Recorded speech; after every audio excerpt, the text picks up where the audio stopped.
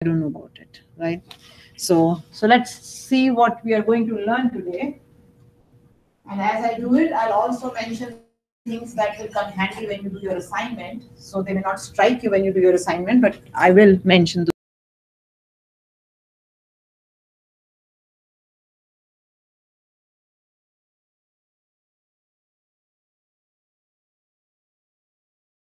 Single items, data types. You said, oh, age of a person is an integer, name of a person is a string, marks of a student is a float. Worked well, no problem. You were able to do a few things. You were able to write a couple of programs, and you've kind of come halfway through the semester by only working with data types. But in our daily lives, we don't only work with single variables, we need to work with a group of data. A very simple example would be, suppose I have a class and I will have each student has marks and I want to calculate the average marks in, say, the midterm. So now I have marks for each student and I could declare 40 variables and keep those marks and then add them up by doing a plus, plus, plus, plus, plus, and then divide it by the total number of students and get the average. That's going to be too much work. It's like saying, go do this job 5 times and you kind of repeat code 5 times instead of writing it in a loop. So the same idea holds here also. When you want to work with data of the same kind, all ints, all strings, all floats, but they're of the same kind, and you want to group them together such that you don't have to declare them as many times. You give the declaration once, give it a common name and say you all belong together, right? That is what an array is. So an array is a defined collection. So you have to say how many. Do I need 20? Do I need 30? Do I need 40? What is the size of my group? So it's a defined collection of items or elements of the same type. That's what an array is. So the first job is how to declare an array. The second job is how to use an array, right? And the third job is, can I pass arrays to methods as parameters or arguments? Can I return an array from methods or arguments? So that's what we're going to learn in today's lesson. So you can, as I said, an array can be a collection of any data type that you've done till date, all basic data types and any object. That object could be string, right? It could be a collection of strings. It could be a collection of integer, capital I. It could be a collection of something that you've created, but it could be any collection. The only thing you have to remember, it is homogeneous, so same elements, and it has a fixed size that cannot change during the run of the program. You change the size, rerun it again. Change the size, rerun it again. But it has to have a size. You have to say, oh, I need 10 of these. I need 20 of these. So that sometimes doesn't work out. But if it says it's a class, I have a class, I know my students will range from 40 to 50. Saying, okay, give me a box where I can say 50. Maybe I'm only using 42, 43. The 7 go waste, but at least I have a group. I don't have to declare 50 variables. So appreciate its use. Instead of working with individual variables of the same kind, now I have a group. The group has a name, and I can still access each element of the group by a name, right? It has a certain way of accessing each element. So it's like a family, all with the same last name, right? So all that differs is the first name. So works. Okay. So now let's see, how do we declare arrays? How do we initialize them? How do we use them, and so on. So this program is on demonstration of single dimensional arrays. There are multi-dimensional arrays of arrays, and so on. But now today we are only talking single dimensional, kind of a list. Okay. That's what we're talking about today. Next class, we'll talk about multi-dimensional arrays. Okay. So keeping in with good practices, don't forget, whenever you need any constants, no magic numbers in the code. So what I have is maximum numbers. I have minimum names. So kind of the name says, oh, these are the maximum numbers I can work with. These are the minimum names I can work with. And I usually declare my scanner at the class level, because if I have to use it in a couple of methods, I don't want to declare local variables. You will say, what's wrong with local? Local, every time the method is called, the object or the variable takes birth. And then when the method is gone, it dies. Again, I call it, it again takes birth. So it's too much waste of time if there is something that you will need constantly over different methods and it doesn't bother, there's no effect on it, different methods using it. And I give a very simple example. I keep a pencil here and I say, come and write your names on a piece of paper. All of you just use the same pencil to write it. Okay. So where variables must go, most of you've got it. but I don't know whether you've got it by what I do in class or whether you understand it. So try to declare locally what you need in that method only. Try to declare globally something that you need in maybe something that is global. Everybody, like a broadcast message on Blackboard, right? But if I have to send you individual messages, then I email you. Kind of think it that way, okay? So those are my usual constants. Will almost always, I'll declare them at class level. You can declare them locally if you like. Again, the use of constants, they have a name, so they are meaningful. Two, their values are fixed. You cannot change them. And that means, oh, that's something that I know should not change, right? And flexibility. If you want to change it from one run to the other, all you do is change it and you run the program again. This program is available on Blackboard for you if you're interested not in typing it as I talk. The rest, of course, is up to you. So what I've done here is I have done a few things in main, but again, we are keeping in mind that main should just be a series of calls. Call this, call this, call this, call this, work done, right? So if I tell you in an exam or in an assignment, write a method with these signatures that does this, like you've done a few in the first lab, write a method that takes this as argument, write a method that does this, you should be able to do it. So main is just kind of this is called top-down design. So main says, I want to do this, I want to do this, I want to do this, you do this, you do this, you do this, job done, right? So usually your main will always be small and compact. That's the whole idea. Okay, so now I'm showing you a few things. How do you declare an array? So I have an array called numbers. The S is just coming by habit because it's a group. You don't have to, right? But the name again should be meaningful. So I have a group called numbers, and it is of type int array. So you haven't seen this type. You've seen int, but you haven't seen int with square brackets. So what it is saying is this. It is saying, give me a group. I need a group. In this group is called numbers. How many, what is the type of data in this group? Int. And how many do I need? I need 10 of these. So on the right hand side, I'm creating an array by going new. What kind of element? Of course, they should match. This int should match this int. You can't say, oh, I need a float and you're asking for spaces for int, or vice versa. So you're saying, I need an int array. I want to call it numbers, and I would like you to allocate 10 spaces for it for me. So I should be able to save 10 integers in it. So this is what happens. As soon as that statement is compiled, and when the program is run, you will get a box called numbers, which will exactly have 10 blocks, each capable of storing an int. That's what happens, right? And arrays are reference variables. So the variable numbers has an address of this block, whereas we've already talked about an int or basic data types are value boxes because the data is right inside the box. So arrays are reference types. All objects are reference types. A string variable is also, because it's an object, is of type reference, right? So this is what has happened from your first statement. So numbers has been allocated 10 spaces, each capable of storing an integer, and all of them have been initialized to 0. So 1, 2, 3, 4, 5, 6, 7, 8, 9, one more. That's what has happened with the first statement. So now it kind of gives you an idea that, oh, there are all zeros. Now, if I only fill up 5, the first 5, so I know where to stop because my sixth zero says, oh, that's not data. Okay, so that's a way of kind of doing it. If your sixth number was a 0 and you wanted that passed on? Yeah, that will depend. Then you'll have to browse the whole array. So it depends on what you're doing. So if 0 is a part of your data, then you have to browse the whole array. But if you know that my data is only positive numbers, as soon as you hit a 0, you know I don't have to look further. Of course, right? So that's what happens with the first one. Got it? So the array is declared and defined. We've done both jobs in that equal. You could have done it in a separate line if you wanted, like this. You could have said numbers and gone like this in a different line and stopped it here right itself. This is possible. The first one is just a declaration. The second one is allocation, right? But it's kind of a like, you can do it in two different lines. That's one way of declaring and defining an array. And it is important that unless you allocate space to it, you cannot use it. It's undefined. You cannot say, oh, what is the fifth element? Okay, so now the family name of this array is numbers, and I said everybody has a first name. So the first element is called numbers, and in square brackets, it has an index value starting from 0.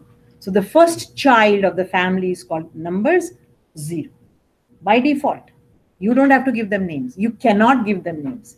So the array name is whatever you want to give it. And now the children are called numbers 0, numbers 1, numbers 2, and the last one is numbers 9.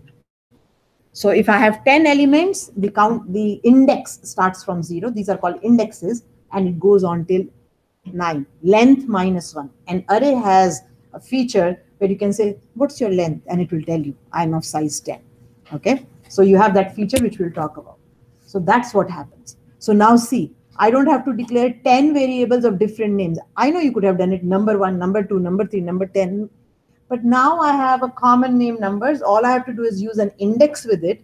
I have to be careful that the index doesn't go below 0 and beyond 9. And that's my job as a programmer.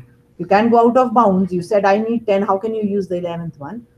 And so the index is always a positive value from 0 till whatever is length minus 1, and has to be an integer. You can use an integer variable. You can use a short. You can use a byte. You can use a char also, because chars are basically integers behind the scene, but you can't use a long. That's not allowed, but that's the index. Okay, so that's how I have declared. So this is what happens on line number 1. Line number 2 is showing you another way of declaring and defining an array. So what I have done here is, instead of saying give me new 10 spaces, I've initialized my array using the curly brackets. So by default, I get an array called marks. It has 5 elements and they have been filled with values. So the length of this array is 5. Okay. And third, I have done neither of those. All I've done is I've declared an array. Now to show you that if you declare an array, you can do this. You can say, oh, what's in names 0? Because you haven't asked for space. You can do it. You can ask what's in numbers because it's all zeros. You can ask what's in marks because you have initialized it to something, but you cannot say, oh, what is in names 0? And that's what I want to bring to home, that you, before you use an array, you have to allocate space to it. And allocating space happens 2 ways. You can use the new keyword to allocate space to it, or you can initialize it yourself. Whatever works on what you're doing. Right? This is kind of hard-coded, but it can come handy. Maybe my students have done 5 assignments and exams in my course. The first one was out of 20, the second out of 75, the third out of 50, and so on. I can create an array, and whenever I want to take a weightage, I'll say pick up the first element, pick up the second, pick up the third, and so on and so forth. So you could need a hard-coded array. But usually the practice is ask for space, ask values from the user, fill it in, use it. Right? So if I try to do this, I'm going to get a syntax error. Right? It's saying you have not even initialized it. How are you using names? I don't know. Like, you can do it. Right? So I cannot do it. So I've put it there, but I've said you'll get a syntax error. So these are the 3 ways in which you can either define or declare an array. And it's just a collection. That's all it is. It's called a collection. So empty square brackets on the left-hand side, but on the right-hand side, you have to say how many. Or you initialize it like this. Or what will happen to names? I cannot use names till I give it something, and I will when I go down. So when I execute it, instead of saying, oh, do I need 10? Do I need 15? I can ask the user, how many do you need? And then I allocate space to it. So the size can be fixed. The size can be asked from the user. You can initialize it, but before you use it, it has to have space. That is the bottom line. Okay? Yes. So the first one, you're declaring it as new int, and then you're putting the number in. The second one, you're using that, I don't know what you want to call it. The curly brackets. The curly brackets, and you don't have to claim it as like new mark. No. Yes. Exactly. So automatically marks has 5 elements. Yeah. Initialized to this, and this. The first one, automatically numbers has 10 elements, initialized to 0, 0, 0, 0, 0. All numeric arrays are initialized to 0 by default. Booleans to false if you are creating a Boolean array. Chars to the null character, right? And all objects to null. All their elements are null, which means I am not defined. I don't have anything. So don't ask me what's in you. Yes, you can ask me, are you null? but you can't ask me what's in you. So there are two different things. So something being undefined means you can say, are you undefined? But if something is undefined, you cannot say what's in you. So that's the difference between something being defined and undefined. And to initialize an object to nothing or undefined, you use the reserved word null. Like for an int, if you want to initialize it, you give it a value 0. When you want to initialize a string variable to nothing, you can give it a value null. Okay, so all objects can have null. Sometimes we can't see the curly bracket is after the name. Why? I just chose not to do it. So therefore, I cannot use it. So I'm showing you, unless you give it space or curly brackets or new, you cannot use it. Once you do that, once you say either new or give some values to it, then you can use it. So that's what I'm trying to show you.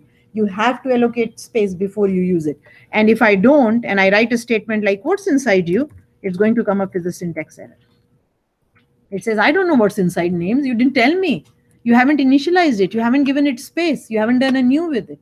So I am showing you what you can use and what you cannot use.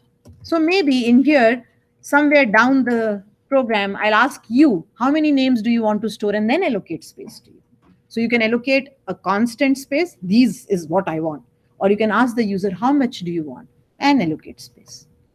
Okay, but it has to be allocated space before you use it, is the bottom line. Okay, now to show you.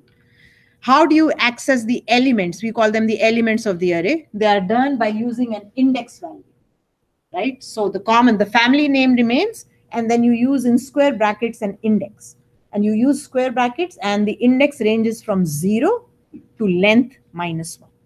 So if the array number is of size 10, your minimum value is 0 for the index and your maximum is 9. If you try to go beyond this, you're going to get an exception. Array is out of bounds. I can't do it. Right? Okay, so the elements of the array are accessed with something like this. This is the notation to access them. The index should be an int, byte, short, or char. That's the only thing it can be. So you'll say, I can use a number like int number 0. Sure, you can. Or you can use a variable also, which is of type either of these types, right? The first index of an array is 0 by default. And the last index is length -1. In this case, it is 9. You'll say, but what's this length? By default, an array knows its own length. Every array knows its own length. So if you say, what's your length? It will tell you what's my length. And length is not how many elements. Length is how much was allocated to it. Okay? So you have to be careful. I allocated 10 to it. I'm only using the first 2. You have to be careful when you're doing and working with it. You should know, oh, the rest of the 8 are useless. I didn't put data into it. So you can use to the maximum of size. You can use less if you like, but you cannot use more. Right? For something like me, as I said, I know I have 40 students in my class, but maybe only 35 are present today. I say, give me an array of 40. I want to save the marks of my lab. 5 will go waste. That's okay. When I calculate the average, I'll only take those 35 and divide it by 35, not by 40. So length tells you how many, maximum size, but how many actually are inside it, it will be your job to count them. Okay, now to show the elements of the array. So I said, when you do something like this, they're all initialized to 0. So let's see. So I've given a message, elements of the numbers array. Now I'm using the word array in my programs, but definitely array is not something that a common man will understand. So I'll start using list, though list is a different data structure, but list, everybody knows what a list is. You could call it a group if you like, but the word array is tech. So for you and me, for today's class, it is okay. But if you're creating an application for the general public, here is your array, or your array contains, the guy will say, what are you talking about? I've never heard of something called array. Right? Therefore, I say, whenever you write or print something, all your messages must be clear, grammatically correct, and complete. And by clarity, I mean that a common man should understand it. So when I look at your answers, I'm not marking it that I know programming. I'm seeing your answer from a common man point of view. These are the number of books you bought. The book is called this. Here is your amount due. Makes sense. Okay. That's what. But again, just because we are doing arrays, I'm explaining. And what I'm showing you is I'm going to give it a heading. I'll show the index and I'll show the value. Again, index is 0, 1, 2, 3, 4, 5, 6, 7, 8, 9 for this array. Now, how do I access it? Use a for loop. We know how to use a for loop. Start from where? 0, because we know that's the minimum value. Stop where? We know that there are maximum numbers in it, not equal to, less than maximum numbers. And every time increment counter.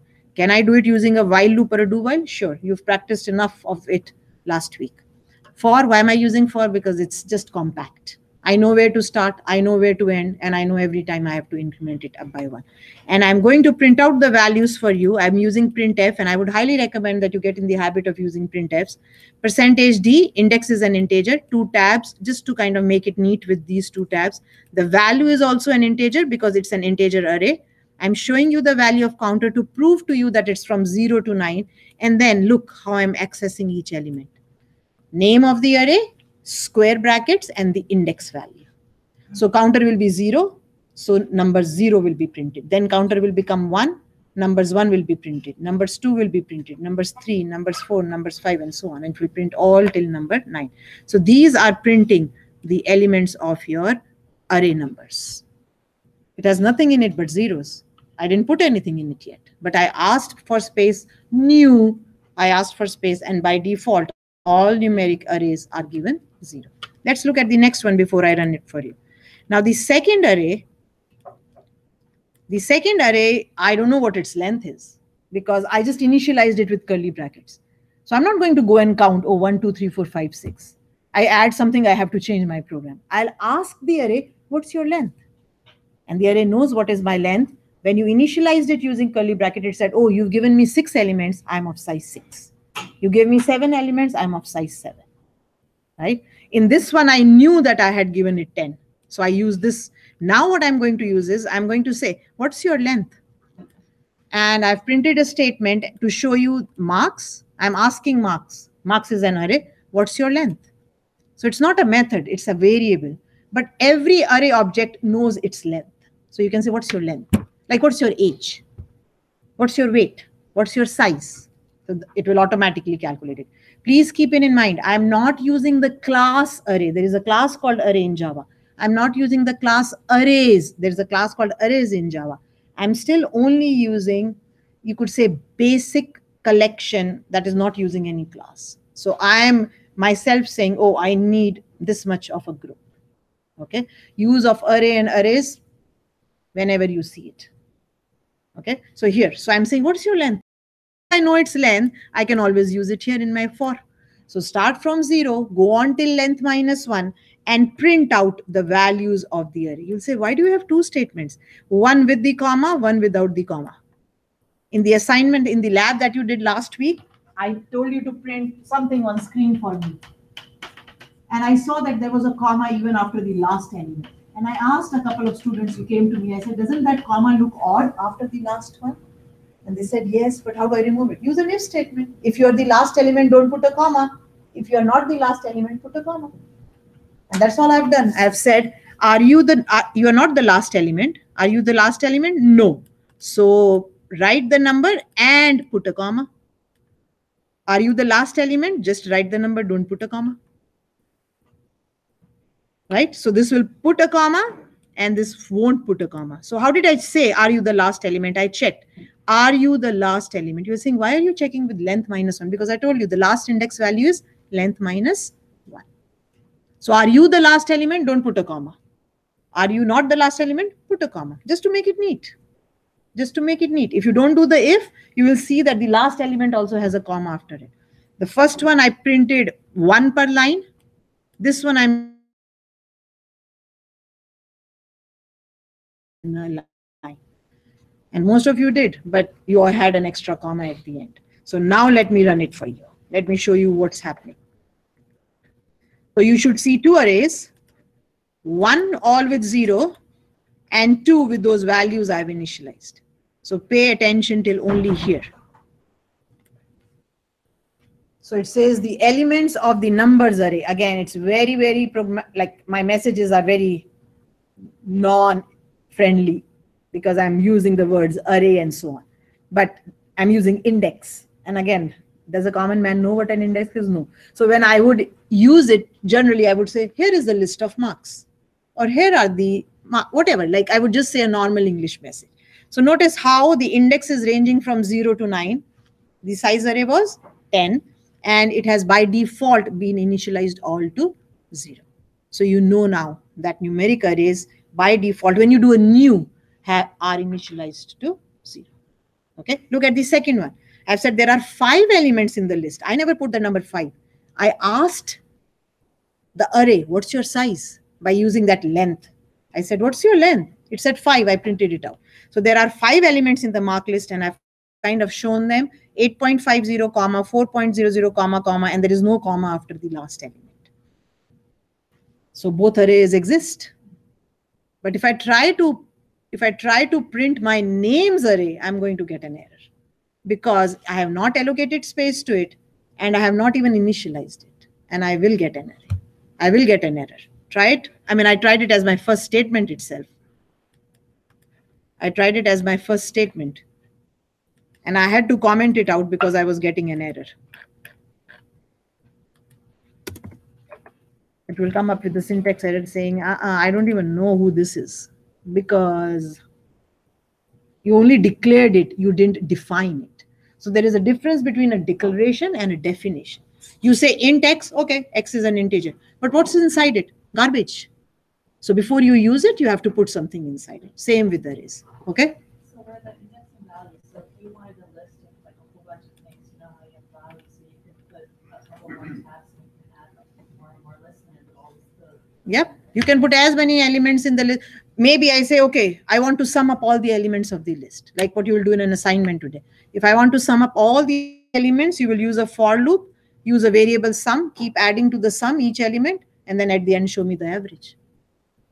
So now you have a group. You're working with a group now, right? So we'll have to learn how to read elements and save them in the group, how to spit out elements from the group, how to use the elements of the group. So this is spitting out the elements of the group.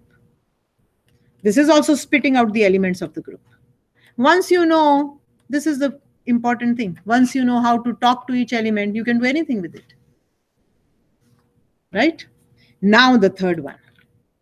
Look what I've done here. I've taken a variable called total names, and I'm asking the user, how many names do you want to store? Input a number greater than or equal to 0. So how many? I've said it should be a value greater than 0. I took it at 0. So I've said it should be greater than 0. Now I should actually say greater than 0, because if you're creating an array of size 0, it's kind of useless. Like, what are you doing? Like, you're not even doing anything. You're just saying, I don't want anything. So greater than 0 means at least 1. So let's say greater than 0. I'll just change my message. So the user is being asked of an integer, and you know that you can force the user to keep on giving the value till the value is less than or equal to 0. It will keep on asking, right? So I'm saying, how many names do you want to store? You tell me. Input a number greater than 0. Minimum names was 0. I take it from you. If it is less than 0, I kind of say that's invalid. The number should be stored should be greater than 0. And then I keep asking you till you give me till you don't give me a positive value. So you'll say array of size 1 is also not very useful, but at least it's logical. An array of size 0 is useless, but an array of size 1, I know it's only 1. It's not a group, but I mean, okay, you just wanted to save a name. You wanted to use arrays. You didn't want to use a variable. But 0 is useless. Saying the size of my group is 0 is saying you don't need a group. Okay. So now I ask the user, and you've seen this loop many times. You've done it over and over again in your assignments. So ask for an int value from the user and ensure that the value is greater than 0.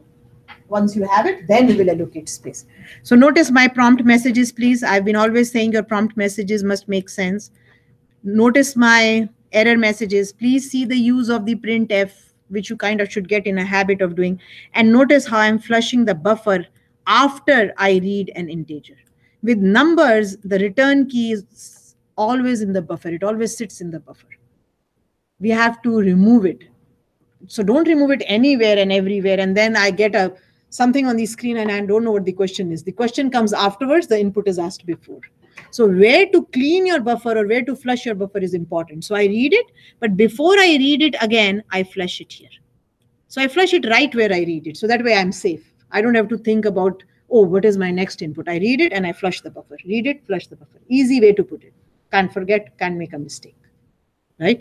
So this will ask how many names do you want? And once you've said that, now pay attention. What did I do? I created an array. Of what size? Whatever you asked. So you say, oh, I want to save 15 names, it will give you 15. You say, I want to save 20, it will give you 20. So you can use a constant if you want, if you're kind of sure of how many I need. You can use a variable if you want. When you're not sure, you ask the user how many you want, or you can initialize it using the curly brackets and that will become your size. Okay, so there are three ways of initializing an array. New, curly brackets, new with a constant, and new with a variable. So I ask, how much do you want? And you say, I need 10 names, I'll give you 10 names. I say, you say 20, I'll give you 20 names. So it's fine, but you still have to ask how many before you can use it. That's all you have to remember. I cannot use the names array till space has been allocated to it. And as I mentioned before, an array which is of type objects, remember, it's a string array. So every element inside the array is a string, and string are objects. It will have null. All of them will be initialized to null. Right? Now you'll say, what is this for loop? We haven't seen this before. This is called an enhanced for loop. And it's a smart one. What does it do? Look at its structure. It will work with the array called names. So the for enhanced loop works with collections. It will work with names. It will automatically by itself pick up the first element, the second element, the third element, go on till the end. Keep on putting it in this variable on the left hand side, which should be of the right type. You can't take out something from a string box and put it in an int. You can't pick up something from an int box and put it in a string. So the type on the left hand side should match the type of the array. And it will pick up one at a time. You don't have to say start from 0. Go on till length -1. It does that job itself.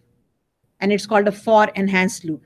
Variable on the right hand side, the collection on the left hand side.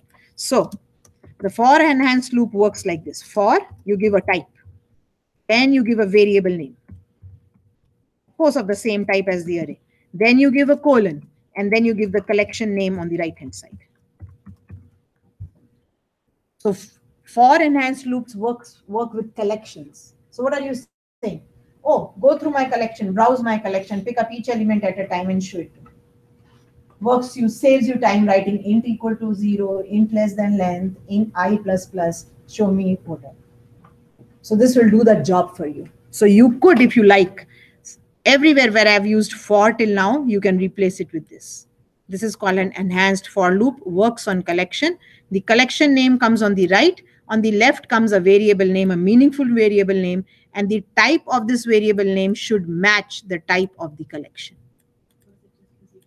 Because it is taking a value out from the collection, putting it into a variable. It is assigning it automatically for you. So the type on the left should be same as the type on the collection. It's like saying this. It's saying, okay, here is a collection. Pick up the first element, put it in name. Pick up the second element, put it in name. Pick up the third element, put it in name. Pick up the fourth element, put it in name. Pick up the fifth element, put it in name. Job done. It will automatically do it for you. It will start from the first element, go on till the last element, will pick up one at a time and do what you want it to do. All I'm doing is I'm printing them out. All I'm doing is I'm printing it out. So now name has what? Names 0 for the first run. Names 1 for the second run. Names 2 for the third run and so on. It automatically picks up the 0th element, the first element, the second element, the third till length -1. So the loop automatically will execute for total names -1 times. It will automatically do it for you. You don't have to write it. You don't have to do something like this. You don't have to do this. For int I equal to 0, go on till length -1.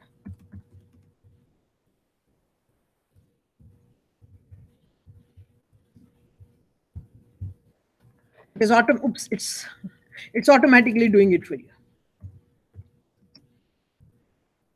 This loop has been shortened to this.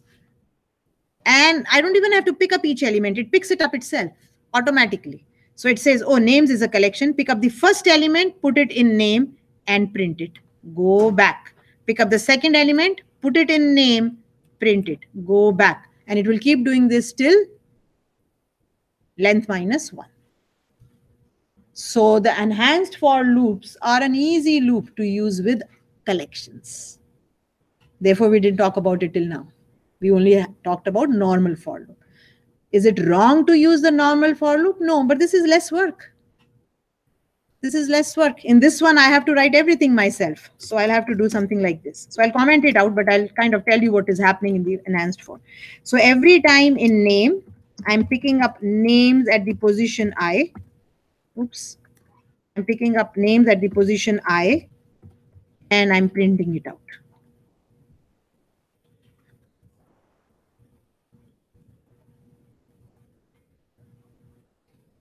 And because it doesn't know what name is, because so this is equivalent to this. Think about this. It's the same equivalent. So you start from 0, go on till length -1. Oh no, I've already used a less than sign. If it was equal, then I would go. Automatically go on till length -1, increment I every time, pick up the name at position I and print it out. So this loop is absolutely same as the enhanced for loop. So you tell the for loop to do the job and it will do it for you. Therefore, it's called enhanced. It's smart enough to pick up the collection, first element, second element, third element, last element, job done, get out of the loop. Okay, so you can use this one, but the whole purpose is that I want to teach you how to use an enhanced for loop. So I'll leave it here to show you it works, and then I'll comment it out. So let's see. Let's ask for total names, and then let's see what's in the array by default. And I said all objects should have null. It's an array of objects. The first one was an array of int data type, basic. The second one was an array of float. This is an array of objects, and the objects are string. And string is an object. So again, this is what is happening. Your array numbers looks like this. Your array marks looks like this. Some address with 5 elements in it. And those whatever 8.5 and whatever. And your third one, till you asked, basically was null. I mean, it didn't even exist. But once you ask how many names, then it will look something like this. Until you put values into it, it will have null inside. That's the picture. So let's see. To print out, does it print out null for me? Okay. Let's try this now. So let's compile. Variable names might not have been initialized. Oh, this was, I was showing you that you cannot print it out till you initialize it. Okay, let's go back here. And now let's concentrate on how many names. So the 0 and the float should be clear. Look at the question. It says, how many names do you want to store? Input a number greater than 0. Of course, I won't listen. I'm a user. So I'll give -3. It will ask again. I'll give -11. We'll ask again. I'll give a 0. We'll ask again. So now I'll behave myself and I'll say, okay, I want to store 5 names in it. And look, you'll see, why do I see it 10 times? Remember, there are 2 for loops. Therefore, you see 10 of them. The first for loop is saying every element is null. So it is undefined, but you can put something in it. Now you can say, are you null? And it will say yes or no. But you cannot say what's inside you because it's still undefined. Right? So null is a very special value, which means I am not defined. I have space. You can put something in me, but I'm not defined. And it comes very handy when you return values from a method. And that return value, you want to say, oh, nothing is being returned. There is where I'll use it. So this first 5 are coming for the for loop that I wrote myself. And the next 5 are coming from the enhanced for loop. And then now it's asking me, what names do you want to store? Once I've said I want to store 5 names, so I'm going to store, and it says, please input the names. A maximum of 5 can be given. Why? Because you said I need 5. You have the option to quit any time by entering end. So let me put AA, let me put BB, and let me now put end. Doesn't matter in what. And I'll show you what, so it gives me the list of names, AA and BB. And I was smart enough not to print AA, BB, null, null, null. I said, oh, I only put in 2 names. I will only show you 2 names. Because the rest are null. So that's my programming. We have to think as programmers that if the size was 10 and I only used 5, I only want to show the user this is what the list contains. I don't want to show the user this is what the list contains and here are the empty blocks. Because when you start doing math with it or logic with it, you're only interested in what was input into the array, not with what was not used. Okay, so now let's go back here again. And let's look at, so I'll kind of comment that out because I mean, writing two loops for the same thing is not very useful, but I'll leave it there and I'll put it back on Blackboard so that you can see that this for loop has been replaced by this for loop. It exactly does the same job, but less code.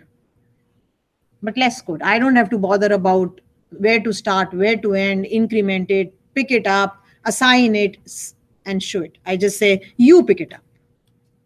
And then after that comes a call to a method. And then after it comes the displaying of names. And then I want to show you what break and continue statements are today, though I'm very anti both of them, but I'll show you because it's something that you may need. Okay, now call a method to get the names of the user. We always do that, right? Till now, I was just showing you things. I could remove everything. I haven't done a processing yet. All I was showing you what was in the array to prove to you that it had zeros or it had nulls. Now my processing starts. I want names from the user. You said, oh, I want to enter 5 names. I could have taken that, also put in a method. How many names do you want? A get method. But again, today the emphasis is learning arrays, how to work with arrays. So as I said, that's what my emphasis is today. Okay, so now let's look at this get names method. Please notice what I'm passing to it. I'm passing a normal integer to it, total names. But what is coming back from it is very important. What is names? An array. So you can return an array from a method. Till now, I've been saying that a method only returns a value. You will say, now, how come you're returning a group? But remember, the group is a value.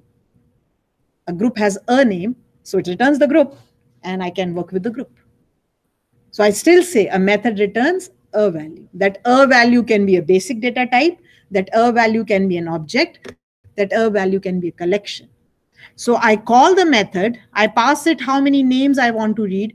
You read it in a local method, and then you return the local array, and I assign it to names. So this is what happens. Let's look at that method, get names. It's a normal method which is going to ask you for names, put it in the list, and then return it to you. But let's look at it. So locally now, I have no clue who wants me. My aim is, I am a method called get names. I am being given this information, how many names to read or maximum names to read. And when my job is done, I return the list of that names. So look at the return type. You've seen int, you've seen float, you've seen void. You're returning an array now. It's just a data structure. But their properties, it's a group. Therefore, we call it a data structure and not a data type. Right? So look at the signatures of the method. You're familiar with private, you're familiar with static, though you still don't know the meaning of static, and I can't still explain it because we haven't done classes. The method is called get names, takes a parameter called of type int, right? So it's called parameter in the definition. It's called argument when you call it. So when I say write a method that takes 3 arguments, it means they're coming as values. That's what arguments means. It's called parameter here, and it is called, when you call it, it's called argument here. But argument and parameter are kind of the same thing, but the right language is when you call the method, you pass it an argument. When you define a method, you define the parameters. So whatever you call it with, go into this box. It's an int box, it is copied into it. If it was a reference box, if it was an object, then they would share the address. Okay, so this is an int box. You passed total names. Total names comes and sits here in a variable called total names. You could have called it anything. Because I copied it, I didn't change it, right? So it's an independent method. So here are my comments. This method prompts for names from the user. The user can input up to a maximum of total names. That's all, no more than that. But can quit by entering at any point before the maximum. So I asked for 15 names. I asked for 40 names. Only 35 students are present in class today. So the rest of the 5, what will I input? Nothing. So you have the option, you can go to the maximum, but it's not as if you have to use it, right? So if you don't use it, then be careful. Oh, I didn't use the whole array. If you use it, you can always say, but keep in mind, length tells you the maximum. Length doesn't tell you how many actually are you. You have to do that job yourself. Okay, so what I'm going to do here is this. Okay, so the first job is I declare a local array of that size because I want to put names into it. I declare a counter, initialize it to 0 because I'm using a do while or a while loop. I take a string variable to ask the name from the user. And this has nothing to do with main at all. Don't even think of, oh, like is main. No, don't. It's just a method. It's a job that has been allocated to me and I'm doing it. So my aim is you tell me how many and I'll return the list to you. Okay, so let's do it. I'll say, please input the names. A maximum of this can be given and that this will be total names. You have the option to quit any time by entering end. A good message to begin with. Messages are very important. Prompt messages, error messages are very important. And notice I use printf, I use format specifiers, and I use variables. I never put a magic number like 10 here or something. I never do that. I always kind of say, oh, you've told me there are total names. Here, I'll use it. No magic numbers in the code. Okay. Now it's asking, what's your name? Please input name 1. See, the use of counter was, I could actually say, please input name 1. Please input name 2. Please input name 3. And again, it was asked last time in your assignment, not all of you did it. But if I want to put a number 1, number 2, number 3, number 4, all I have to do is use a counter and show it. You'll say, why didn't you start with 1 instead of doing a counter plus 1 here? In a minute, I'll answer your question. I started with 0, but we don't say, please input name 0. We say, please input name 1. Please input name 2. So instead of showing counter, I'm showing counter plus 1 here. Then I could have started with 1 for a reason I haven't. So I take the name from the user. I remove the trailing and the leading blanks. We did this a couple of weeks back. I said, what if you only give me space, space, space, space, space? That's not a name. It's an empty name, right? I remove it. I check. If the length is 0, we've used length before.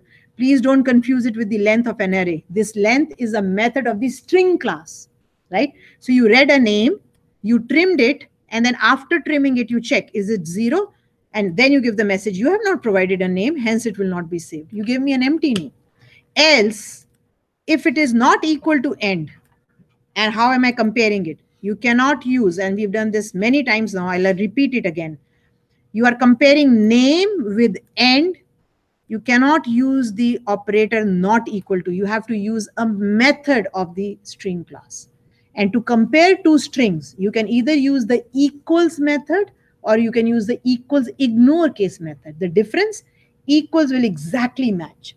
Word by word, case by case. Equals ignore case says doesn't matter. If you input end in any case, capital END, small END, capital E, small end, like any case, I'm not worried about case. I'm only worried about the end word. So instead of using equals, I've used equals ignore case. So if you've input an end, I don't save it. You have decided to end the input, else I save it. And there is why I needed 0 to start. The first name has to go into names 0, not into names 1. So I started with 0. So the first name is, the first element is assigned the value name, the name you read. And now increment your counter up by 1. Go to the next name. And till where do you want to go on? You cannot go beyond total names. The value of counter should be less than total names. Why? 0 to length minus 1. And you should also stop if the user gives end. I may just decide not to give all the 5 names. I only decide to give 3 names. So I've put both the conditions. You can stop under 2 circumstances. The first one, you filled up the array. You can't go beyond it. The second one, you've input end as the name. And such kind of stopping the input using a value like end, which can never happen. Can somebody's name be end? I haven't heard of it. But can somebody's name be end or quit? No. Yes or no? No. So I chose end. This type of stopping a loop is called using a sentinel value. I've used a value that cannot exist. So for example, I say take numbers from the user. Numbers should be greater than 0. You'll say, oh, a sentinel value could be 0 or minus 1 because it can be a valid value. Or the other option is, some students do it, I say avoid it. You can say, do you have another name? Yes. Oh, okay, give it. Do you have another name? Yes. Okay, give it. Now that's asking every question, every input has changed into two inputs. Do you want to give a name? Then ask. Do you want to give a name? Then ask. So your input has doubled. This way the input is not doubled, and I've used a logical value to end my input. Name cannot be end. You can use end, quit, finish, stop. All these cannot be human names, right?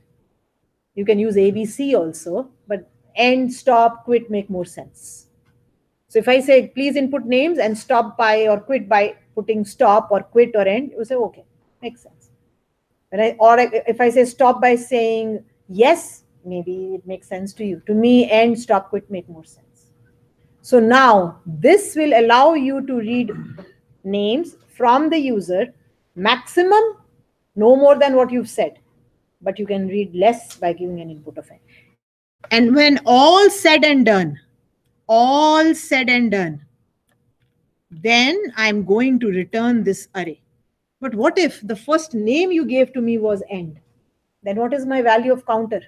0. It never changed. So you're asking names from me and I give the first name as end. You have to be careful. You say, then why did you even ask for name? You can't say, oh, user can't make a mistake. The user is there to break your program. Keep that in mind. Code in mind that Anju will break my program. That's her motive. Right? So if I give end as my first name, that means you didn't put anything in the array. That means my size is 0. There is nothing in the array. So what do? I say if the counter value is 0, then return null. Null means what? Undefined. Else return the names array, the local names array. So this is what happens. In the method, you read a few names or maybe no names. Really doesn't matter. So this method was called with a value of total names. Okay, so it created an array. You passed it total names 5. So it created an array, called it names locally. I should kind of not do it. I should say here, this is what names is. So names was created, has the address of this array, which you can save 5 names in it to begin with. Of course, there is null in it. As soon as you said new, there was null in it. Now you started asking the user. I gave my first name. It was, and again, though I don't draw it here, it is again a string. So remember, A is saved somewhere. BB is saved somewhere, and the addresses are saved here. Because again, each one of these are reference boxes. A string is an object. It's not a value box. The data is not stored in the box. It is the address is stored. Now you needn't bother about all this because this is happening behind the scenes. But if you want to be a programmer, which you want to be in the long run, you have to understand all these things. So basic data types are value boxes and objects are reference boxes. They have an address. Therefore, when you pass a parameter int, you're passing a value. It's called call by value. When you're passing a string, it is called call by reference because you're passing the address where that string is saved. So call by value and call by reference are terms coming from, oh, am I passing a basic data type or am I passing an object? So in one, and you say, what is the difference? Here is the difference. When I pass something by value, a copy is made, right? And when I pass something by reference, so this was called I here, this was called J here. Whatever I do with J here will not reflect anything in I at all. When I pass a parameter by reference, suppose I pass my name Anju. Here it was called name1, for example. And here in the method, it is called name2. No difference. Here a copy is made, you change it, it doesn't reflect back. Notice here, I change my name from Anju to Anju Chawla, it reflects back. That's why you always have to put next line when you're going. No, it has nothing to do with next line. Okay. This is call by value and this is call by reference. No, but sometimes you have that value stuck in there. No, that's not, no. Oh, this is talking about parameters. This is talking about parameters. So when I pass here, let me kind of clarify a question. When you pass something like this, so when this method get names is called, a value is passed from wherever it is called, right? So suppose I call get names with 5. or the variable I. This is what happens. I has something in it, and that could be 5. And in the method, a new box called total names is created, and this value is copied here. This is called call by value, right? Call by reference. I call a method.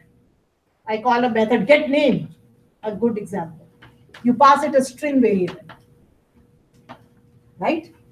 You pass it a string variable. Or so what is happening is this, and suppose I call it with S1. So that S1 could have something in it already when I called it. Say it has Anju. Now you've said it is also called name in the method. Now if I, in the method, if I change this name from Anju to Anju Chawla, when this method dies, finishes off, and I go back, S1 has Anju Chawla in it. So this is called call by reference. Whereas in this case, 5 was copied, I have changed it to 10. When I go back, I still has 5. So call by value makes copies. Call by reference is sharing the address. So definitely, if I share an address, you make a change to it. I pass a photocopy around. Anybody who makes a change to it, it will be reflected. But I say, here are your copies. You make changes in your copy, doesn't reflect my original copy. That's call by value. All basic data types are passed by value. All objects are passed by reference. Okay. Okay, so what did I do here? Before passing back, I checked, oh, did you even read anything from the user? If you did not read anything from the user, counter value sits at 0. I return a null. And if you read something from the user, I pass you the address where the names are saved. And when it goes back, wherever I read it, here, this is again pointing to that where the names are saved. Copies are not made anywhere. That's called by reference. Okay. So you're not duplicating arrays. It's not that you read it and then you passed it and the duplicated was made. You read it, you put it somewhere in memory. When you go back, it's pointing to the same memory. That's call by reference. You will come across call by value and call by reference very quickly. And so you should understand it. Maybe not at this point you don't, but when you hear it again in another context, you will. So all basic data types are passed by value and all objects in Java are passed by reference. Keep that in mind. That's more than enough for you. If you can understand it, I'll be glad. If you don't and you want me to repeat, come and I'll explain again in my office. Okay. Okay, now to display the names. Now see my smartness. If you did not give me anything, there is nothing to display. Why would I display something if there is nothing? So if it is not equal to null, I'll display the names. Else I'll say there are no names were provided. Your list was empty. It's like saying, oh, give me your marks. You didn't give me anything. And then I'm saying find the average. How can I find the average when you did not give me your marks? So if names is not equal to null, that means you did give me some names. I'm going to print them out. But if you didn't give me anything, I'm just going to say no names were provided. So at every point, I, as a programmer, do defensive programming. This is called defensive programming. I'm always ready. I always am defending my code. So if you try to break it, nothing will happen. So if there is nothing in the array and I print it, what will print? Null, null, null, null, null. Are those names of persons? No. So I say, if you did not give anything back to me, therefore I said return null. I'm just saying return null. Null can go back. It's a reference object. You can just use it as if saying answer is 0, kind of stuff. So you can think of it being an initial value that is undefined, right? So if it is null, I don't. If it is not null, I call the method to display the names. But if it is null, I say no names were provided. I can do nothing, right? So now what does display names do? All it will do is print out the names. And notice now, here an array was returned as a parameter, as a return type. Here, an array is being passed as a parameter. So again, a copy is not made of names. Names are sitting somewhere in memory. The address is passed. That's reference. An address is passed. So the display names method will go to that address, will look through the array and spit it out. This is called by reference. Okay? I just had a quick question. Yes. Where you declare the minimum names. Minimum names, yes. The constant, yeah. Okay, so you were typing with me and therefore it was different. Okay. So now let's look at what display names does. I mean, the name itself suggests that it is going to display the names. And therefore, I say use meaningful names. In input methods, try to put the word get before it. In processing methods, put check or calculate or something. In displaying methods, put display. They become very clear. Meaningful names are a must in the programming world. They are a must, I must say. So I take the time to ask and check your code for everything, because I want you to be perfect when you leave this class and go on to your second course, right? But again, the onus is still on you. So hopefully the student who has given a feedback that Anju is not prepared for her classes, today I made the program and brought it so that I don't make any syntax errors while I type. That is the whole aim. So if this works better for you, I'm good. Saves me typing, saves me making errors, saves me, and I don't take your 3 hours. Okay. Look at the display name. I used a for enhanced loop. And if the name is not null, you'll say, why are you checking this now? I may not have filled up the array. I said, I need 5 names. I only gave A, B, B, and then I gave an end. What is in the rest of the blocks? Null, null, null. I don't want to print it out. So I say, if it is not null, then print it out. So just try to remove this if for a minute and see what happens. And let's see, what do I get in my list of names? Okay.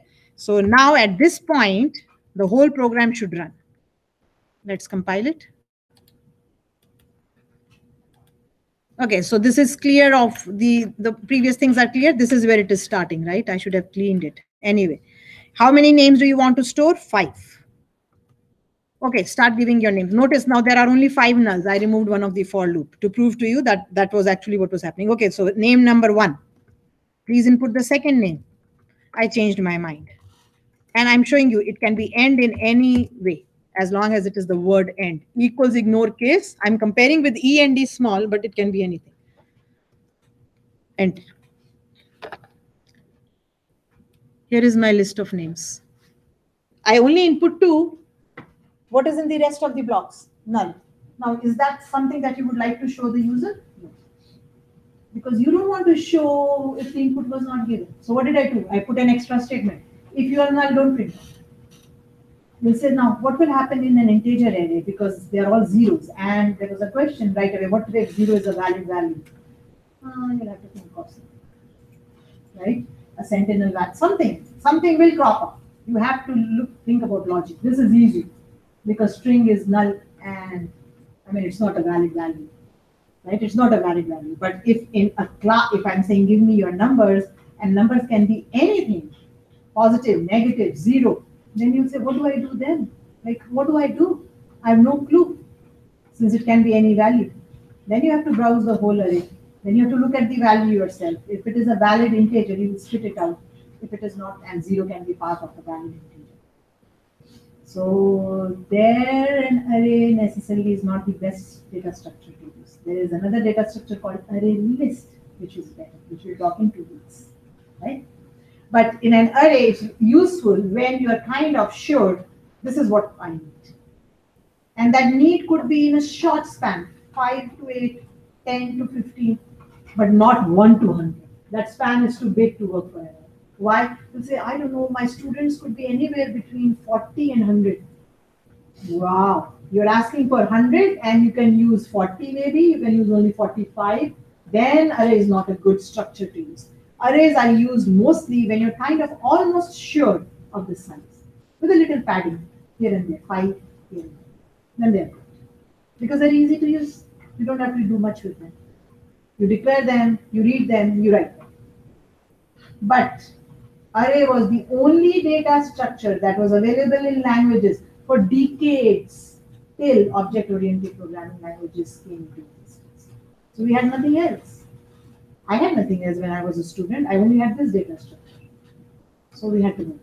But now Java has array list, hash map, tree, linked list. There's so many more collections that nobody uses an array. Who wants to use it? Like I'm not even, because in an array list, you don't have a restriction of size, you don't have to say how much do I need, you can do whatever, and its length tells you the actual elements. So things are getting better, so you will get there, but you can't get to there unless you get the concept. So if you need to use an array, this is how you use it. If there is no solution, then you will use a list. Okay? Okay, so that was the reason why I put an if in my code. So you'll say list of names, A, B, B, null, null, null. Whose name is null? Nobody has a name called null, right? And remember, I never saved end in my list. When you gave me an end, I quit the loop. So that's the reason that I had this if in here. That was the reason. If, just in case, your array is not full. So you cannot assume that if you asked for 5 names, the user will exactly give you 5. He kind of just made a an idea. 5 names maybe, but he only gave him 3. Right? Now, lastly, something you will need in the assignment today. Is everything clear? Is there any question that needs to be asked?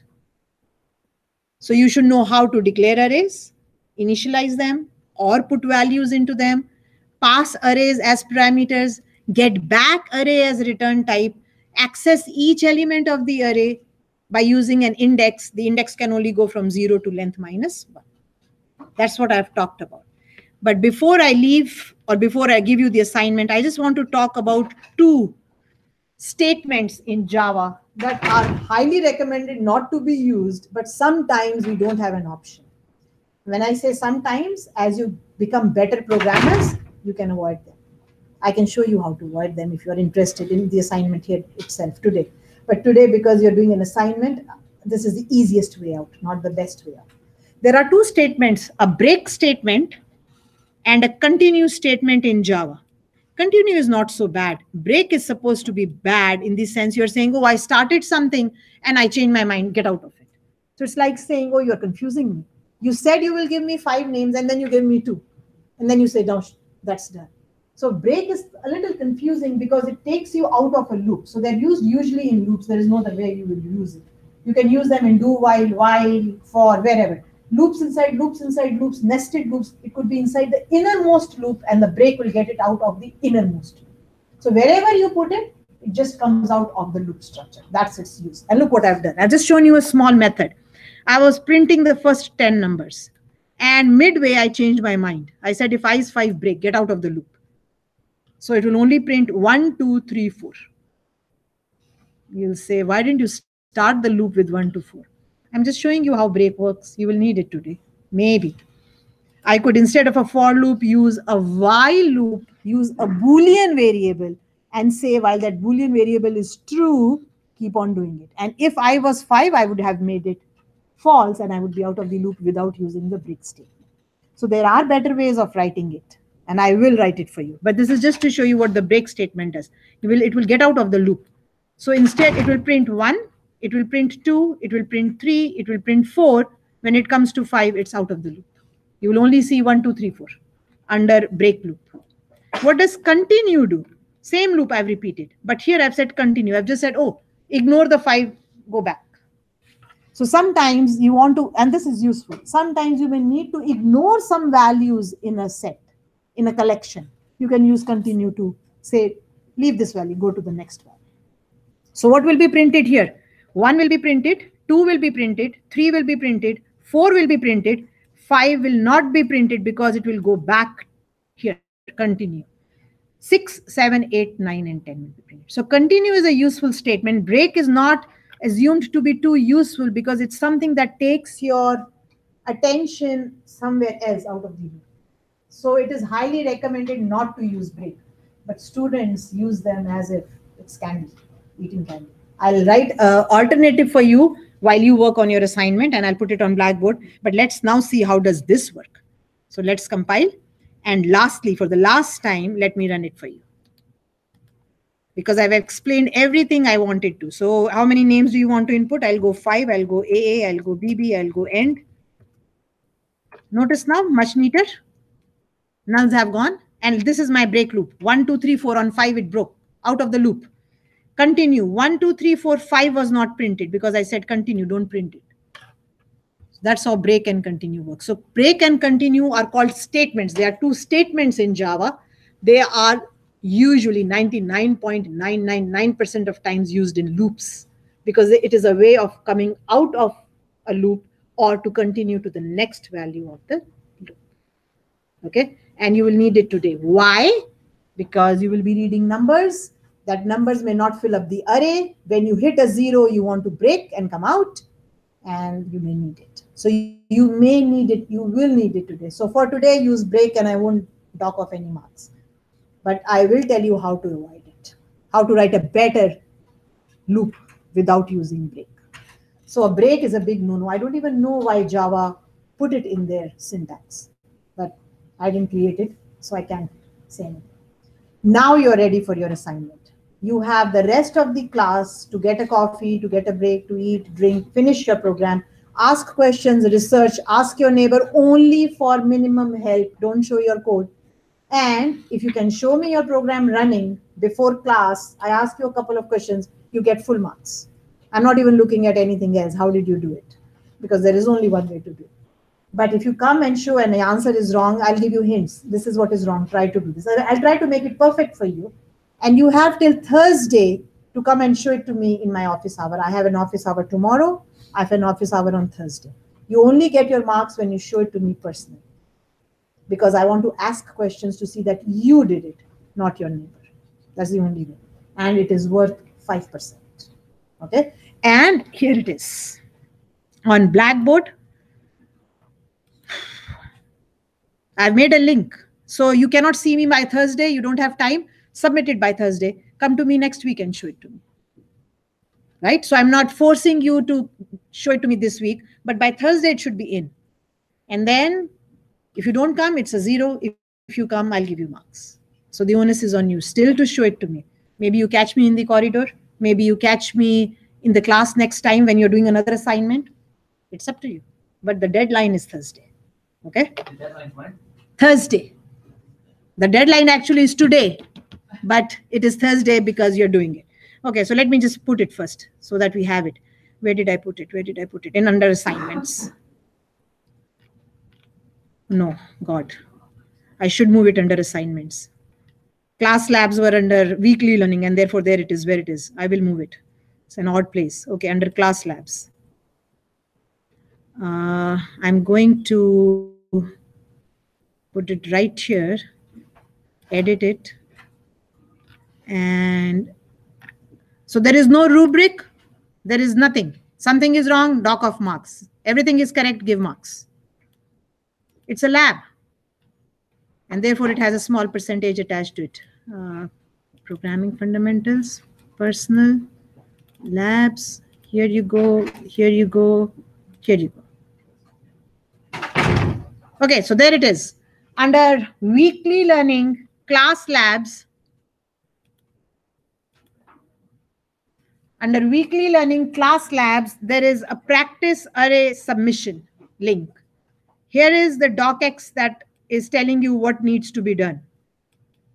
And I've asked you to just submit the Java file through this link. You have Thursday, November 22nd to submit your code. Maybe I'll put 11:59, though it really doesn't matter. You will need to show the program personally to me in class or in my office hour and answer my questions on the code.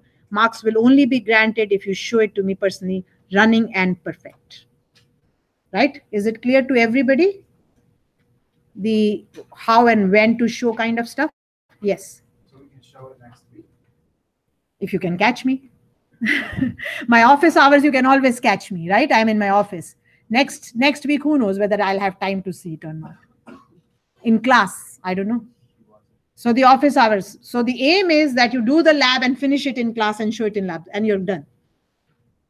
And it can be done. But again, you're just doing it. Loops, some people came and showed it to me. So they got, I've put them in the participation list. Maybe at the end of the semester, I may give them 1%. But this is for marks. It's worth 5% of your mark. Okay? And I'll put that very clearly on it so that there are no ifs and buts. And I'll open up for you.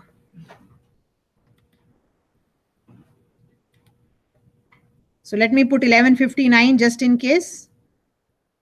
End of the day. and let me say it is worth 5% of your mark. That way, if students are interested, they are. If they are not, that's up to them.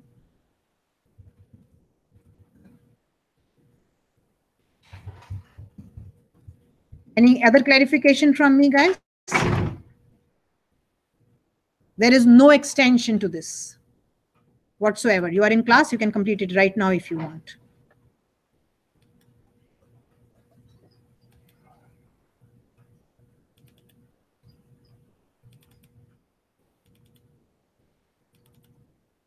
Here is the document.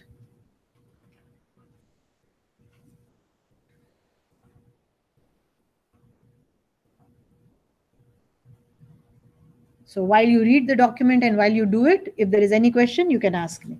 If you get stuck in a compilation error, you can ask me. If you want to say, this is what I want to do, how do I do it? You can ask me. I won't give you the answer, but I'll give you hints. Yes. So we have up to a maximum of 10 numbers. Mhm. They still calculate the average even if they only input 7. Then that's your job. So if they input 7, you're dividing by 7. And therefore, in this one, I've said 0 is not a valid value. So 0 can be a stopping. So if it is 0, you don't. That means there is nothing after that. So the numbers are greater than 0. So if 0 can act, now you are okay. So it's like I used null, you can say if it is 0, that means there is nothing after that. So you're taking numbers from the user. The numbers are positive, greater than 0. You are putting it in an array. You may not use the whole array. You may use less than 10. At the end of the day, I want to see what did you put in the array and the average of the numbers you put, not of all the 10. Maybe you just put 8 in it. Maybe you just put 5 in it. Or maybe you didn't put anything in it. Then you will say no list was provided, hence no repetition. Make sense? Does it make sense? So 0 was done for that purpose, so that you didn't get stuck there.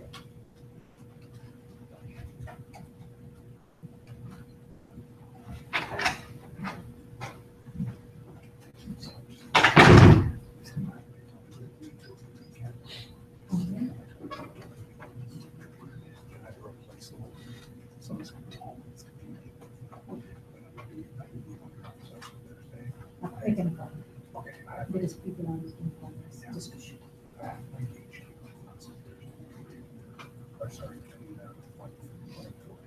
So it's my Wednesday office.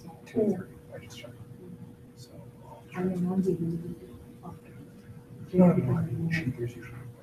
Okay, sure. Sure. Sure. So I don't know exactly. That's fine. Sometime between that, I'm sure I'll know. Okay. Okay. No problem. Or tomorrow even, Wednesday even, if you finish it today. Yeah. Catch me anytime, anywhere. It takes 2 minutes to check your program. But the onus is on you.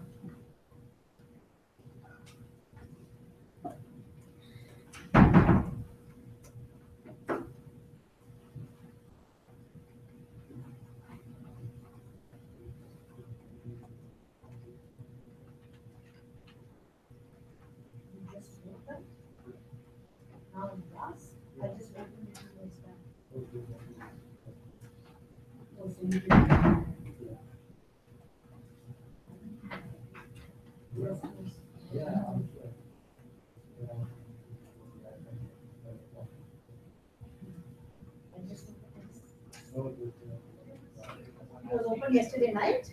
Yeah. That was really foolish of me. But anyway, so here is a smart person who did it. I haven't finished it yet. That's okay. That was my mistake, and you took advantage of it. And that's what it is. My aim is I only give it to you when I finish the lesson. So I don't know how it got opened or why. I have no clue.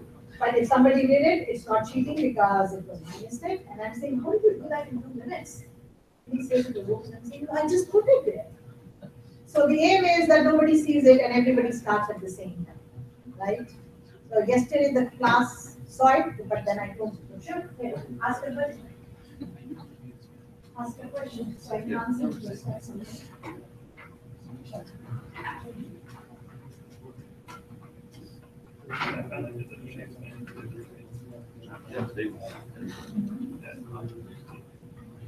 I just showed you. Yeah. There isn't. Yeah. You have to think about what are you doing? What is that? What is that? object. What can you return? The valid value for an object that means nothing. The shop is minus zero. So if you know, now what is this minus zero? The second one. What is this?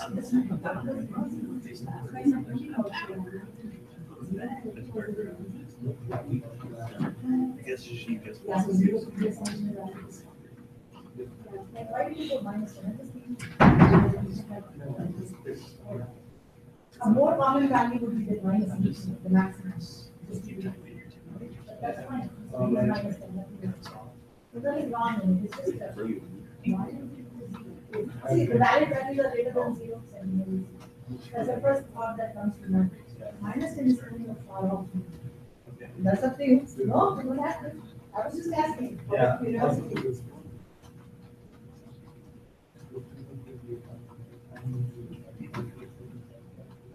But now you're saying you need everything from my hand.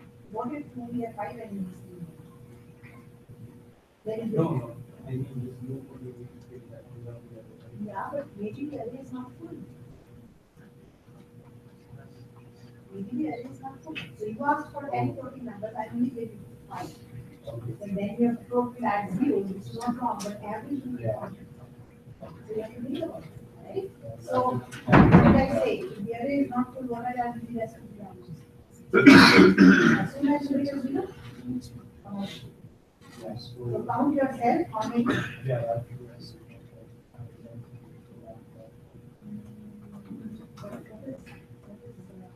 Again.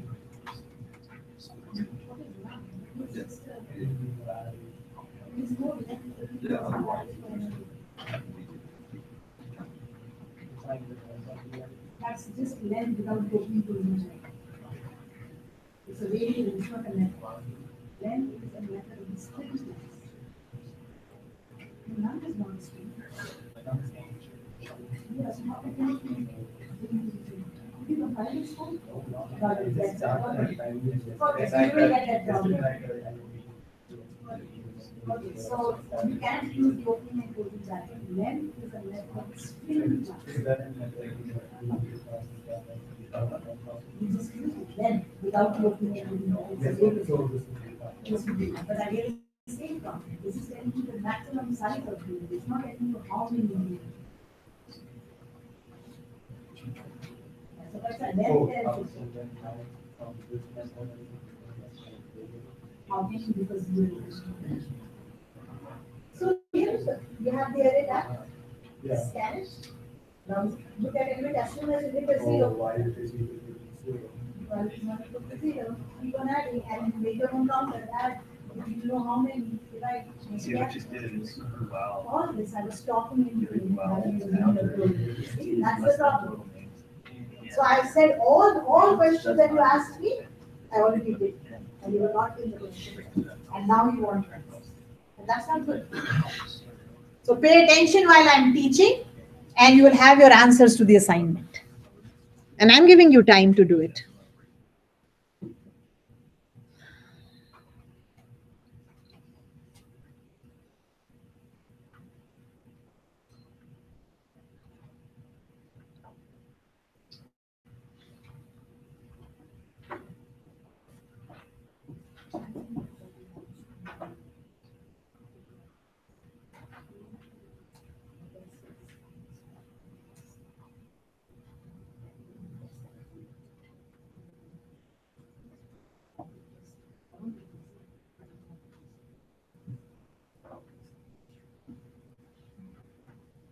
How's your dad doing?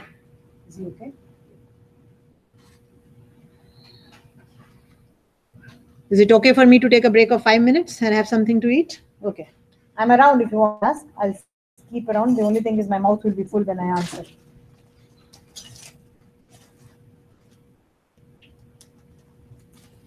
I just didn't get time to eat anything before I came, so. So the most important thing in this program to remember is the array may not be full. So just adding up everything and dividing by 10 will not give you necessarily the right answer. And I've already shown you. I have not given all names. And I showed you how to kind of work with it.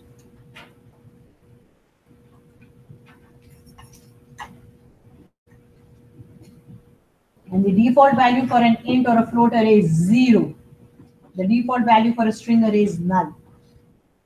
So count yourself. How many did I put? Read. Oh, you're not 0. You're not 0. You're not 0. Oh, you're a 0. Stop. Add up.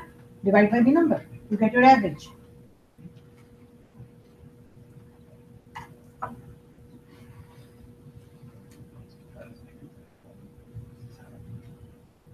So guys, there is no sharing of code still. The plagiarism, all those academic misconduct rules hold.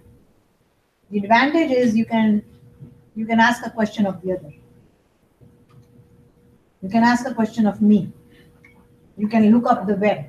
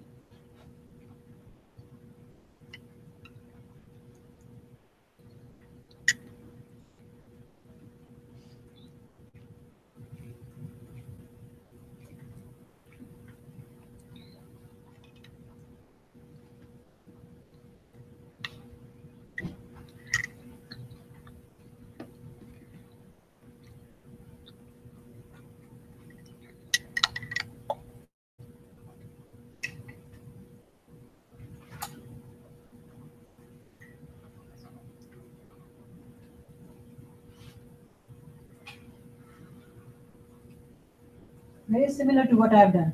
A method to read, a method to display. I did it with string arrays, you're doing it with numbers.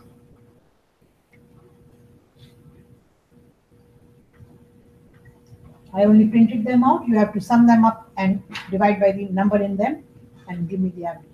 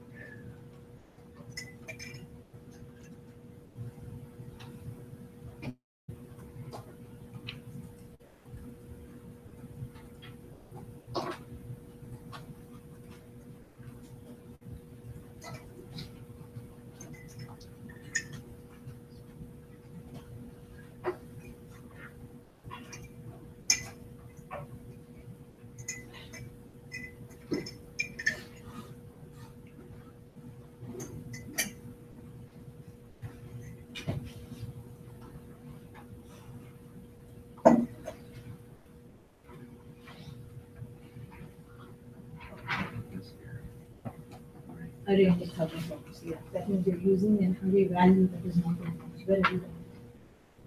Here the problem is here. Okay.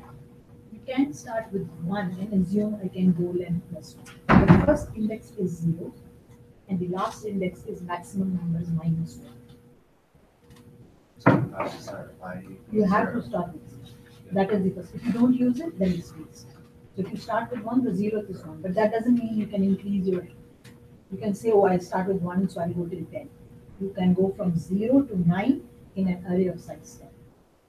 Okay? So because you're saying an equal here, and that's, you're going beyond the bound, that's why you're getting array of the bound exception.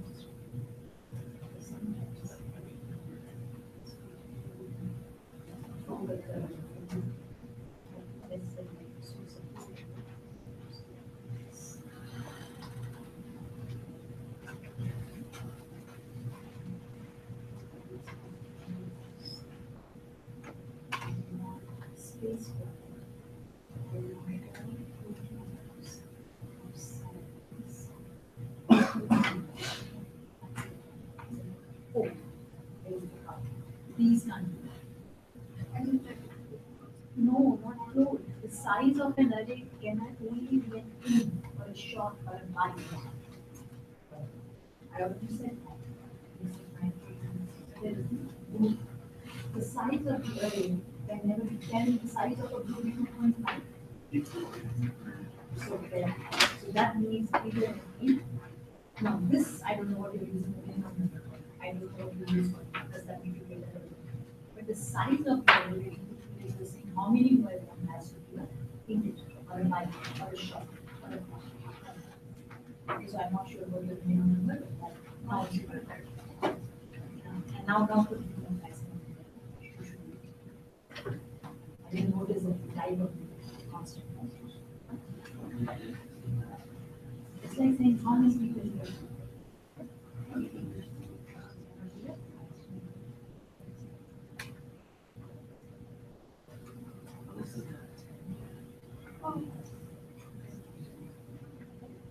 The size of an array has to be an integer. Keep that in mind. It cannot be a float or a double. I mean, the type of elements can be anything, but the size has to be an int. Don't make that mistake of declaring the constant as to be a non-integer. Similarly, the index values 0, 1, 2, 3, they're all int values. You can't say give me the 2.5th element. You know what I mean? So be careful about the index and the size.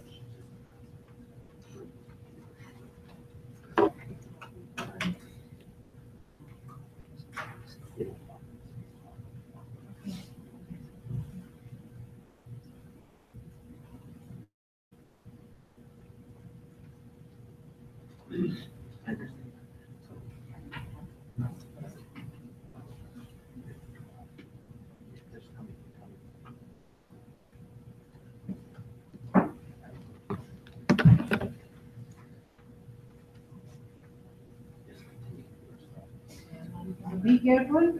Maximum is 10, can be less than 10. That's the important thing, can be less than 10. Default values in a numeric array are 0. So you will have to count how many when you do the average or whatever. A method can only return a value. You can return how many and the array from the same method. So you only return the array and then you count it yourself. It's all doable. Whatever the mass is all doable. You may need to use the break statement, that's up to you.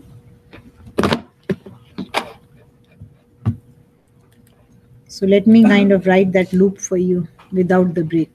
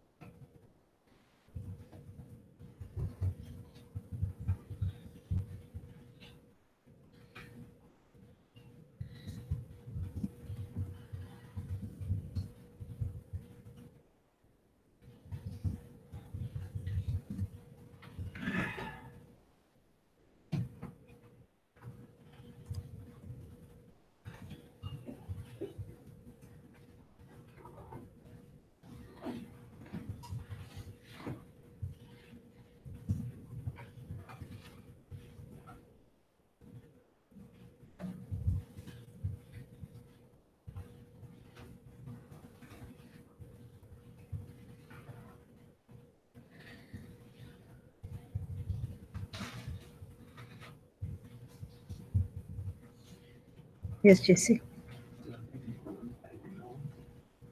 Show it? Yeah. Have you finished?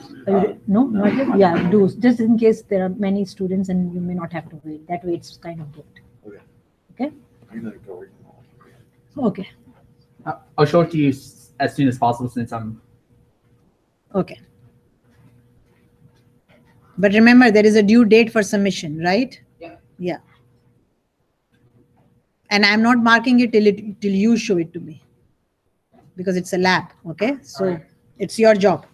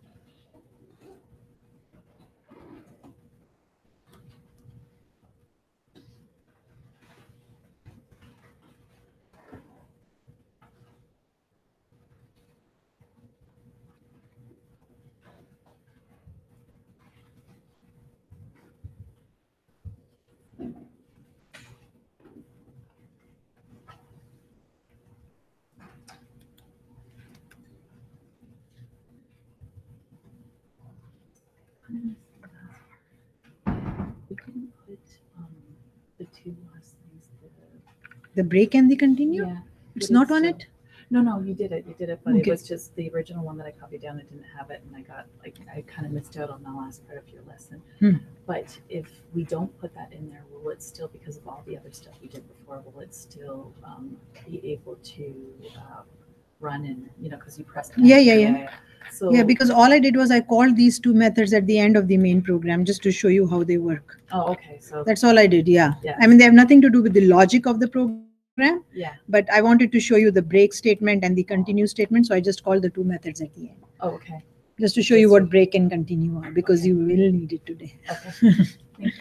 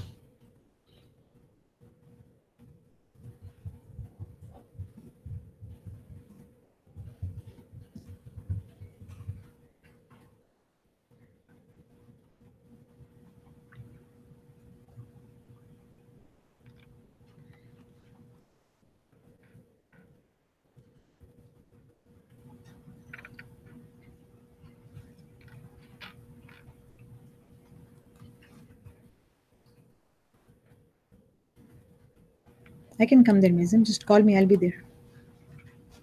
Doesn't it mention the user less than 0 or 0? Yeah, so it says Just it is greater than 0, it says on the top. and, The stopping condition could be 0. yeah, I know. Yeah. It doesn't give any warning to user that is not valid. Because you will use a do while loop, you can give an error message saying if the value is negative or 0, you can say invalid input, or you have decided to stop it or something. It depends on you. I've left it to you. So I'm not kind of some students will do it, and I've seen them doing it. So if you give a negative value, they're giving an error message that you cannot input a negative value, which is good, right? So if a user inputs a negative value, like in the question, if you see, it's very clear. Here, see, Mizim, there it is. Validate the numbers input by the user and store valid numbers only. So if the user inputs a negative value, give an error message and doesn't store it. It says validate and only store positive values. Now, is the error message important? Since I haven't put it in black and white, I don't know, some students will not do it, but it's always a good idea to say this number will not be stored. So it's right there. It says validate the numbers input by the user and store valid numbers only. What is valid numbers? Greater than 0. And the sentinel value, you can think of something yourself.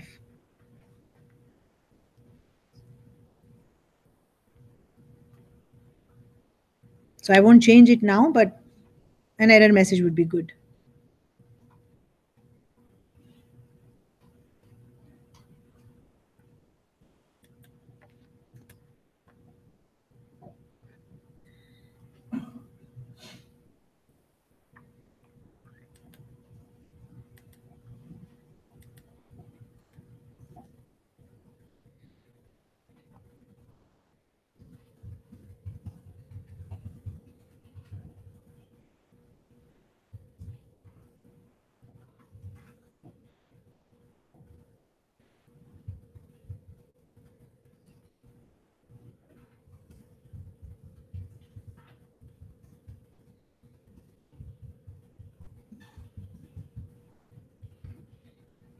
Mazem came up with a question asking me, do I need to see an error message when it is invalid? I said, since I haven't written anything, I'm not kind of doing it.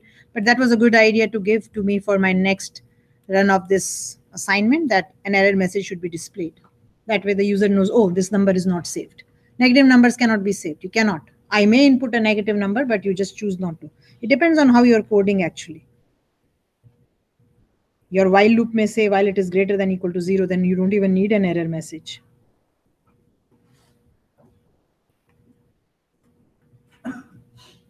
It really depends how you're writing it. It's very free, up to you.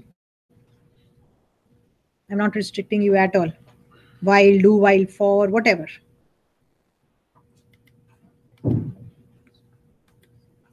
Maybe you write a loop that you don't allow negative numbers, and that's okay.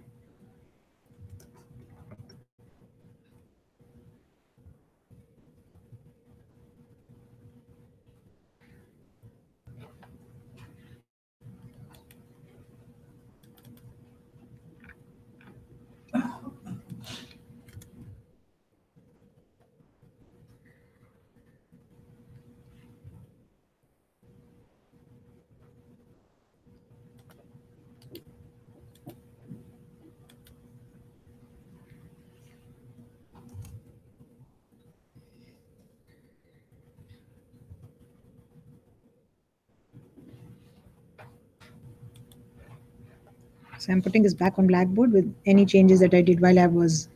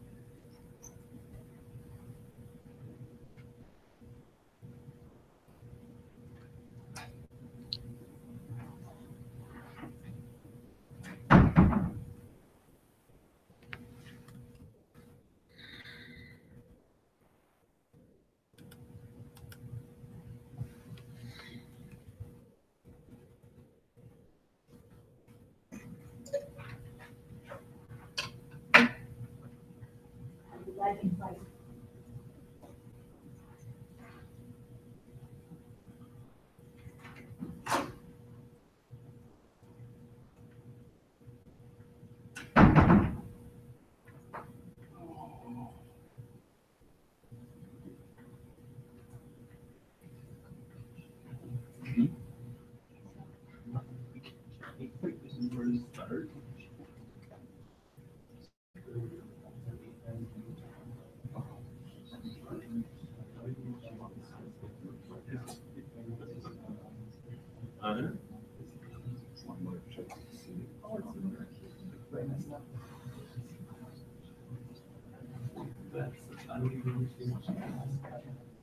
kind of like it, I don't know, because I could say I do, and then I'll be off over here else.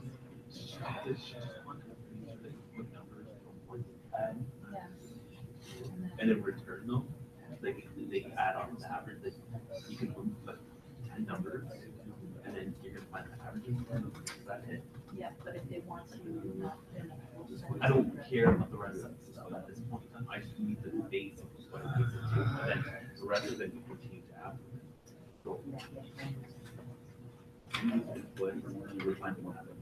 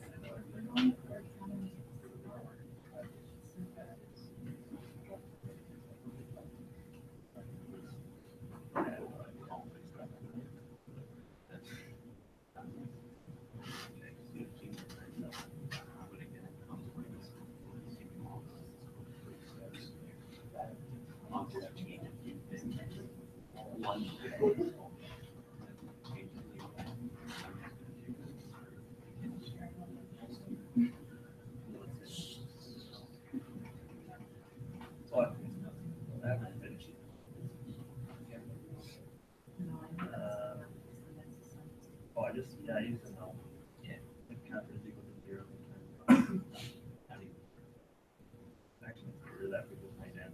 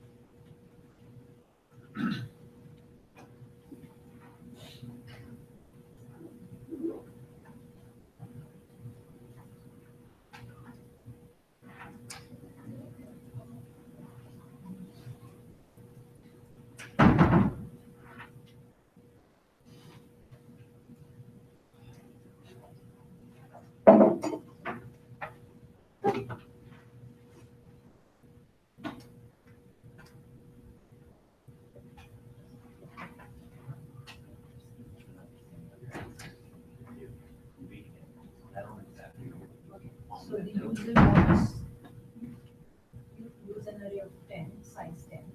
You take input from the user, some numbers from the user, and store it in one. I'm just trying to think about the word and do whatever numbers that And those numbers should be greater than 0. So there is a method which will read input from the user. Like I was reading things, so it will read input from the user, or numbers should be greater than 0, and save it in the file and return it to the user. Then, once you have these numbers in the array, You will call another method which will find the average of all the numbers that you have input. How's it here? It just, like I'm trying to set stuff. Okay, so let's start. So, I want Okay, so you declare a number which is of type real numbers. Use an array of so it's real numbers. You've asked for a maximum of 10 because I said first. Job. Now your next job is to read numbers into the set. So we'll write a method which will get the numbers. So I'm starting. Yeah. What I do, I'm really fine. Yeah, and then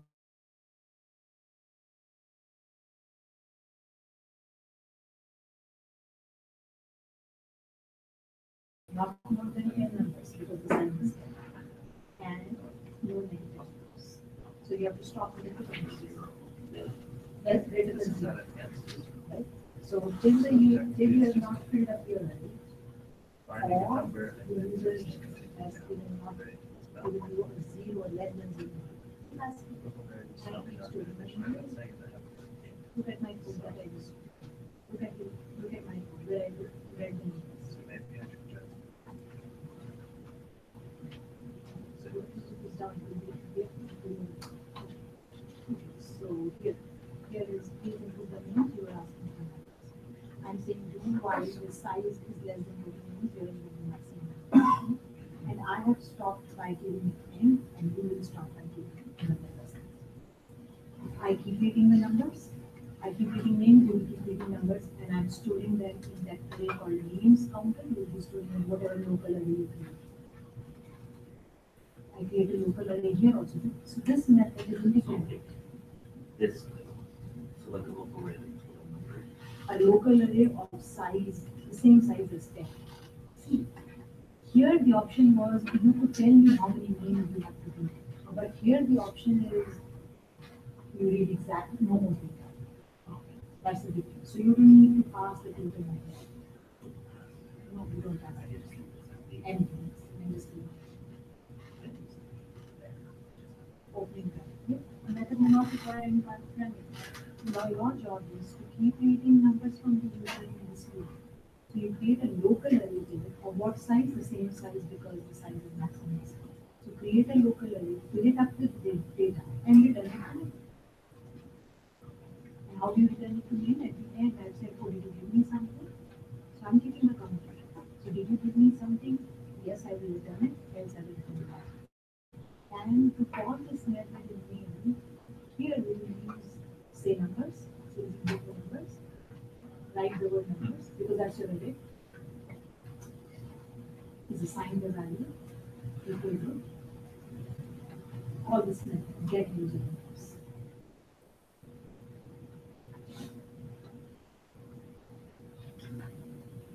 Let me close the method. Send. Okay. So this method is creating a local array, reading values into it, and if it is not empty, returning it as returning. And it will come in here, it will be saved in this array column. Once you have this array ready, now you will pass it to another method. Like I will do the display, they pass the array. And there is where you will sum what's up in the array.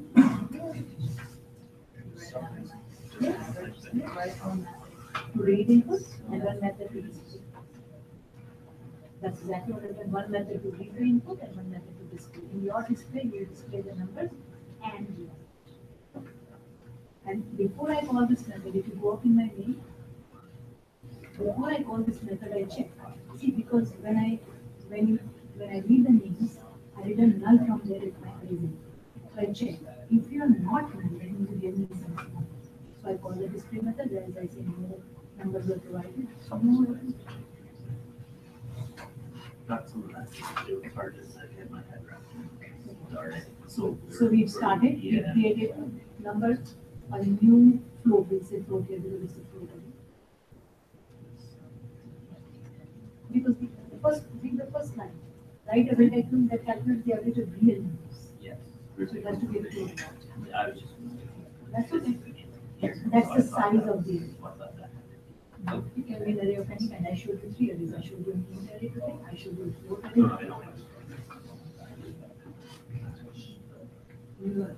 This is telling you what will be the value inside numbers, what kind of data. And this is telling you the size, which can only be or a short number. So size, yeah. You can use short, byte, int, and chunk. Those are the 4 types you can use for this level. Right, so I'm keeping it simple, not kind of say, oh, you're looking that way, you're on your hands. So you declare an array, then you call this method where you do something like I did for example. It is returned and then it is saved in this array column. Right? And then your next job will be to print it out, so call another method, pass these numbers to that method, and then show the numbers and the average. You want the numbers and the average, so you could use other methods for average. You can, the other method can do both jobs. It can go through the numbers. So, or the third one is this, yes, you can write a method to calculate the average. And then call an average calculation method in a display method. So this is the job. Read the numbers, one job. If you have read any numbers, and how many, that's your job to decide, right? If you have read any numbers, then how many? Find this average. If you have read, and there, the average should be correct. Average should be total of all the numbers you get divided by how many. Necessarily may not be there. So you have to make sure that you have the stuff in that. And remember, what did I say? A float array is filled with zeros to begin with. Now, when you're taking input from the user, you take 2, you take 5, you take 6, and then you stop. The rest are zeros. So when when you're going through the array, as soon as you get a zero, you say, okay, we have it. So you average. Then it will message the average. And that's exactly what I've done. I return an array. If it is empty, I say there is none. But now your extra job is that now you go to each element and say, I check, are you done? Print it if you are not done. Your job is if you are not zero, add it to this. And then stop at the big. You don't have to check the rest. Once you hit the zero, the rest are not. So that was the use of big statement. That's what I mean, break. Yeah. So once you hit, so if I gave in only 3 numbers and you hit 0, because that's its default, which was supposed to do, you say, oh, doesn't make sense now looking at the rest of the numbers. Right? Now you have the sum, divide by 3. How did you get the 3? Keep a count. Now you will divide by 3, return that. So think of it. Okay. Sorry, that's my last paper. So you started with M. It was called number lazy, right? I Now did when not you change get it. new It's in, not a string. new float, Not equal they all were to the created actual with everything. 10 of them. So you can use, like, I put 0 as the ending number. Every number has Now you more call than the zeros. methods to read them. Yep. Whatever. You call them. This number. Where is that method that is reading all the numbers? And then you return it from here back to. Yeah, well, actually, sorry. Number equals 0. Now I have no idea how many. But in that case, it was It could number. be empty. X So if it is empty, then if you That's register number, okay. then It does not your equal third 0. job. The third job is if you gave me some numbers. Almost does the same thing. Then I have to do 2 things. I have to calculate the average. And I have to print it. To calculate the average, this method will do what? It will now scan this array. So you will pass this array. So you started with 0, you read there, you went back here. Then you will pass this to calculate the array. Now you check. Are equals 0? No. So take a variable sum, start with 0, and then keep adding the zeros. And you will, right? If the first one itself is 0, then this method will never be If yeah, so if it is not 0, sum is equal to previous value of sum plus and count. You need to count the rest. So now you know what is the sum, you know how many. You can calculate the average. Sum by 1. And return it. Once you have it. and that's the whole Okay. Right? It may take time because you decided it's new. Yeah. But you can always come back and ask me. I'm sorry to interrupt. Me, this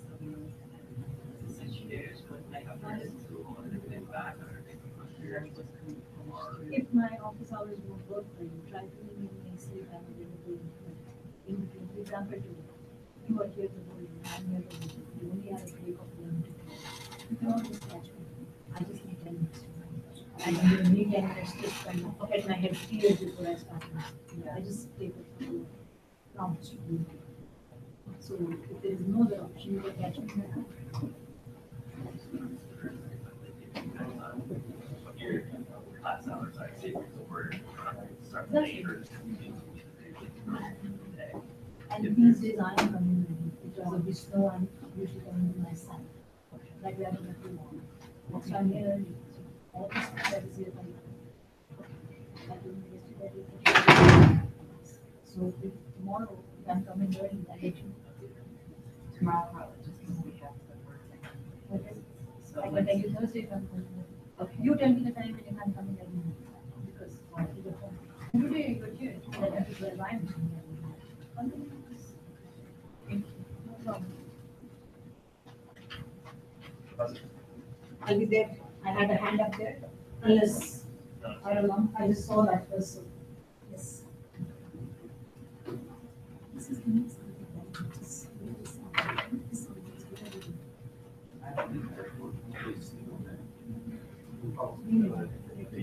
Maker is a great one.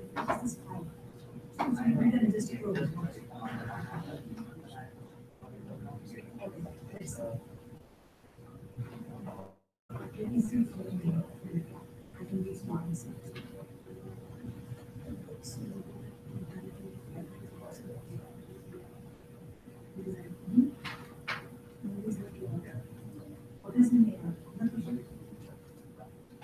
ARR is also used. When you say ARR, ARR is size 5, all of them is 6. So let's see, your average should be 0.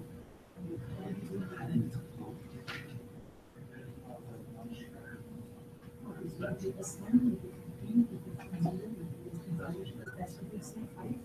Sum is sum, and the answer should always be 0. Always come as 0. Now it's 0. Now we take another calculator. This is the what is this calculator? The names are same. This is also colgated. This is also colgated. What are you doing with this? What are you doing with it? This is the very technical, right? So I don't know why you call it this calculator. So this is okay. So wait. This is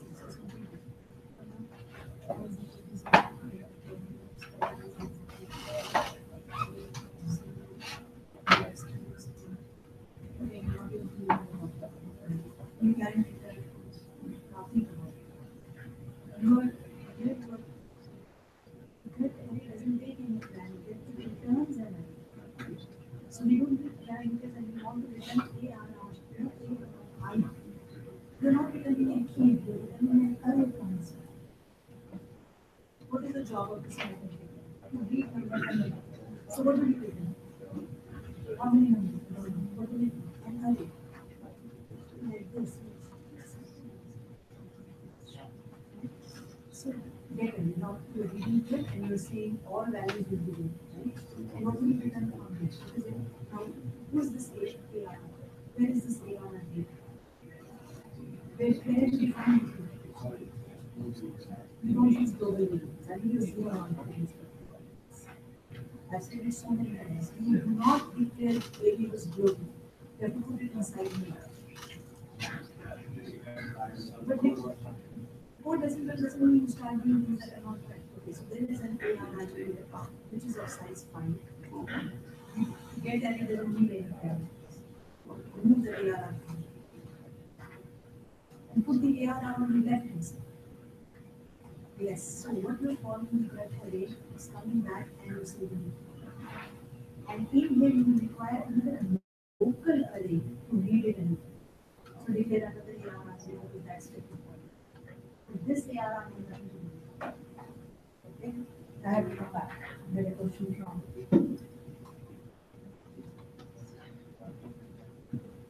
Yes. So I currently have the thing working. Mhm. But Mhm. you said, How many numbers do you, okay, so it was 10, yeah, the size was 10. yes, but I made it so you can enter them between 0 and 10. Okay. And 11. This is the size of the array you're talking about. Yeah. Yes. So it can be 10, I can enter it 10. Okay, So then I want 1, 2, 3. but I can stop by anything that is negative. No, I haven't actually. So then you're assuming that there are 10 numbers, which is not what the question says. The list can have up to maximum of 10 numbers. Each number in the list should be greater than 0. Well, then I can easily write that in. That's not the question. Okay. My question is, so if I enter in these numbers, Hmm.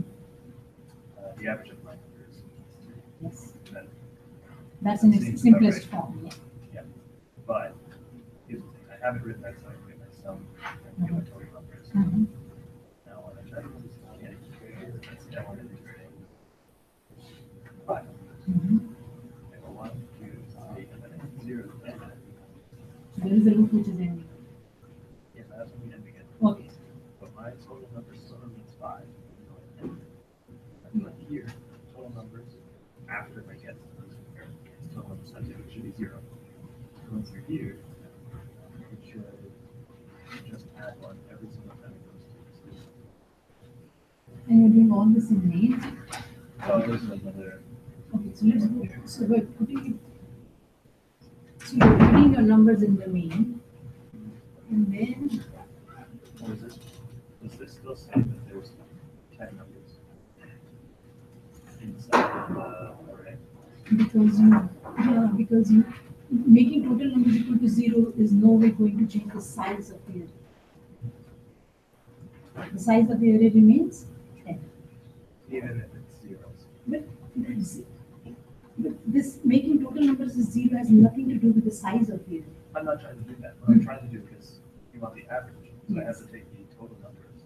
You add them and then you divide it by 10. Exactly. Yeah. And But if therefore- I've got up here, I enter in my total numbers. Like how many numbers do I want to enter in? 5. That's my total numbers. Is 5. And But then I you- only enter 3 numbers. yeah. I You don't see, change my total numbers. this is how you do. When you're finding the sum, so you're looking at each element, right? As soon as you hit a 0, you stop. And while you're looking at each number, you maintain a counter there. You say, oh, I've read the first number, I've read the second number, I've read the third number, my first number is 0. I should Just stop. right in here. Right? So right in here. Number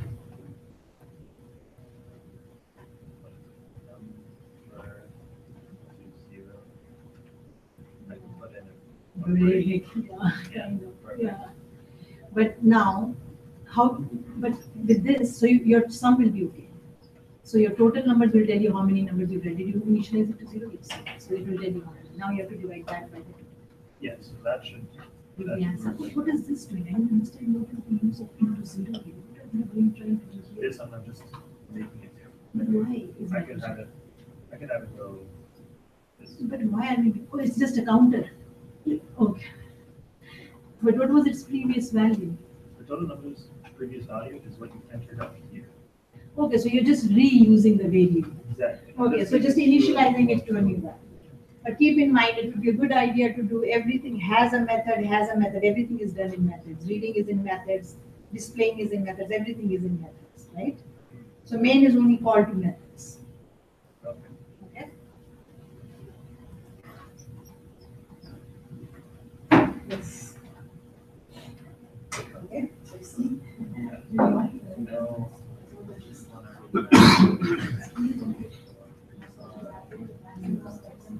Mark. Let's try.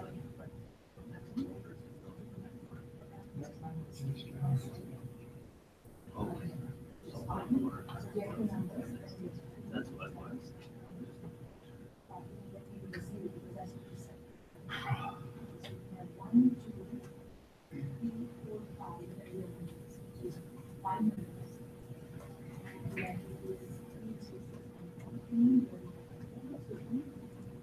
what do you mean by average?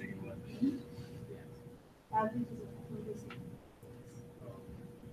It's a thing that you always do. And two, the array was an array of close anything. So not of it's real. Yeah, so that's the first thing. I should be able to input that. And two, even if I add example, I have 3 plus 3 plus 8, right? We have so that money is always the average is okay? So the array should be force and the average should be always one. Not just because the array is okay? The rest is okay. Now try the other thing that we give all 10 numbers and it works. I stopped it at 10 numbers. Yeah, index I don't know. Yeah, because I can see right here. You were saying start from 0. Go on till count. If I have a size of array of size 10, I can only go from 0 to 9. I said that 1,000 times, from 0 to length minus 9. You are going beyond it. Here, look at this. You're going to equal to. I'm not even sure. Okay, so what I will do. Now, why would you make the difference between it's not and it's going to start with 0. Why is it not 0? So you have 10 numbers. Or you have 6 numbers. Whatever. 6. Okay, what is the first one? So what will be the last one? And what are you saying?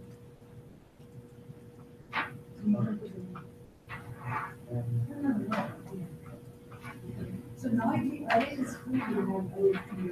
But if the arrays were less, then you are just taking 0. So now this job that you are doing separately, here, you incorporate it very clearly. You can say if, so you take this number, start with 0, and the for you say if my number is not equal to 0, in the return input. I will add it to the sum, but I'll add it to you're doing this job twice. You have a while loop to count, and then you have a for loop to add. Let's do it together.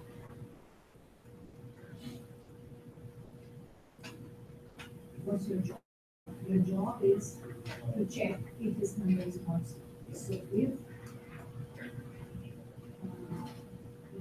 now, if my now,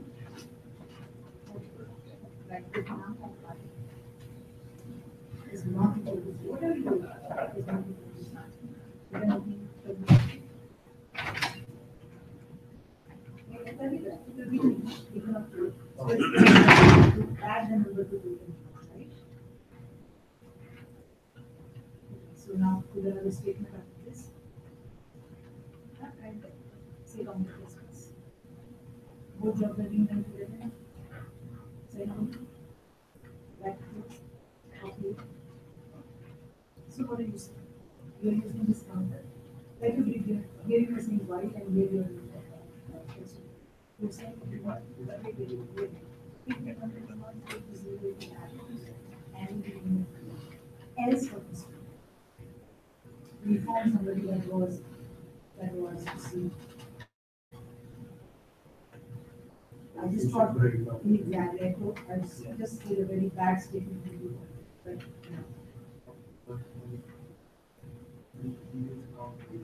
okay, so we want to use complementary. Okay, so we want to use complementary. Now we will use the length of your number. So we are going to use it. I see what you're doing. It's not wrong, but why do that? Now if you use this, if you go to the end, anytime you find the zeros with date, you will count, you know how many numbers are. So you can avoid this group.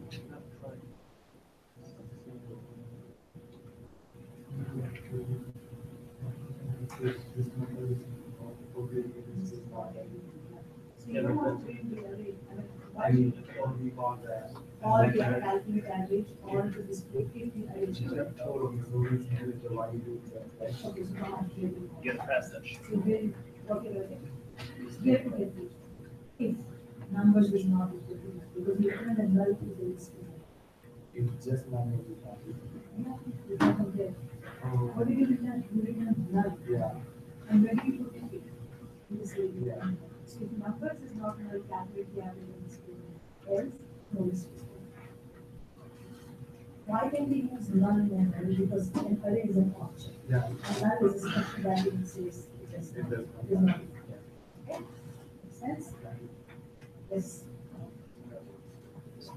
Okay, good. And average is coming to two places of decimal or something? Average is also a float?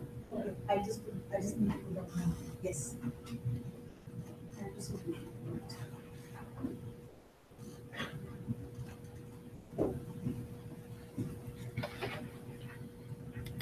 So if you're showing me your work, I'm just kind of putting your names down, which means now you just have to submit it, but you don't have to show it to me again. Give me 1 minute. I just need to create a Word document because I've seen a student's work. Otherwise, I'll forget. So this is Tuesday.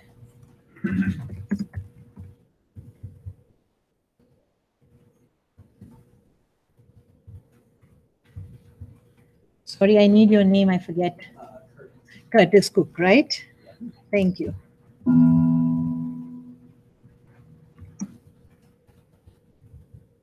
Curtis, you still need to submit it through Blackboard, okay?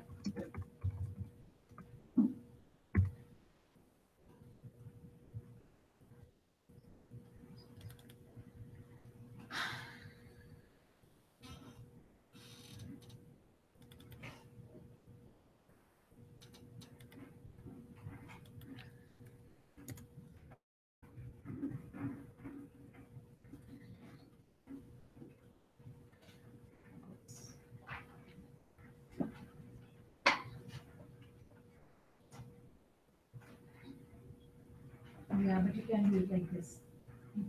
You have to use a for loop to look at each element of it. So this is a collection, right? So if I say I want to look at each element of the collection, I have to go for I is equal to 0 till wherever, and then you can say number. Something like this, yes.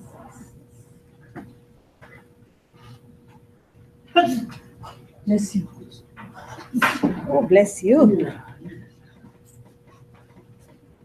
So on the stuff basically, like, you're checking this number of lists. Yeah, but you can't do it. Yeah. Length is always. So this is what you have to do. You will, so you read the numbers, you returned it, right? If nothing, if you didn't read anything, you return the null, else you return the null, like I did, right? So when it comes back, if it is null, then you don't have to do anything. But if there are numbers inside it, you will now scan each number. Are you a 0? Oh, stop, I don't have to do anything. Are you not a 0? Add to the sum and count 1, another number. Add to the sum, count becomes 2, another number. Oh, you are 0. I don't have to check the rest. Counter stops, sum divided by count gives you. Length will always be 10. Okay?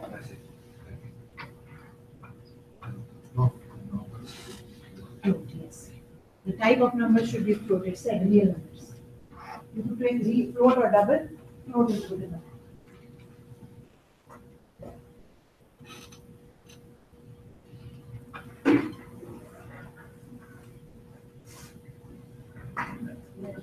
What is it? So you create a new array of size 5. Then you call it the array element. So how do you call this array? Here, what was it called? How do you make it here on a page? What is this? Is there an array called the array? So here, I don't use the brackets, so I put this square brackets is a person. Use brackets. And it's easy for this one. So now you're saying AR is an integer array of size 5. Then remove this integer. Now you're trying to fill up this array with values and you want to go to that data. Now what do you do in data? You declare another integer array. Again, put your brackets. It's not wrong, but this is a better. And then again says you want to give it space. Since you're using that magic number 5 to give it to come as a grand or a constant. Now what do you start reading from this? You say enter a real number and real number for your ins. Okay, you're saying a real number and enter a number, you're entering an integer, you're putting it into ARR. Since you directly use ARR, it's kind of difficult. You just put it in a local variable for number that you get. So you do it. So what happens is if you enter 0, that is also saved in there. And okay, so now why this ARR value is less than 0? Okay, so this is checking that it cannot be 0. What is this next line? Oh, picking up the extra. And what is this line? Implementing it to the next one. So remember, your I is one more. It has already.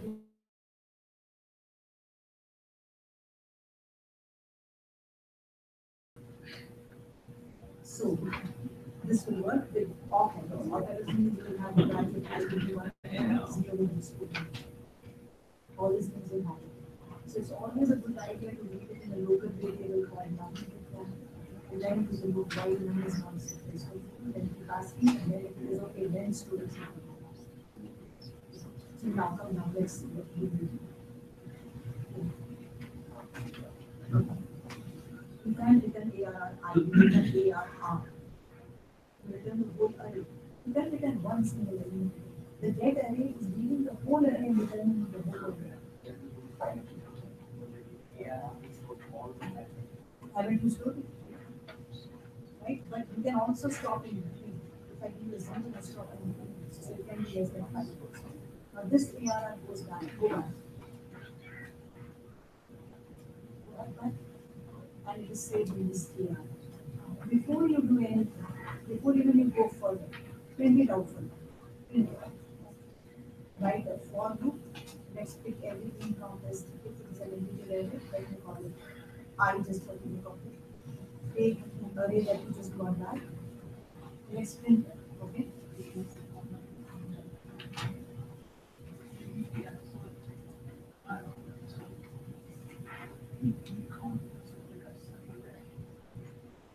Let's see what's on there. That's your question. Okay, remove this, the next one. Remove this one. This comment now. Yes. Okay, let's see. What is happening? So I need it.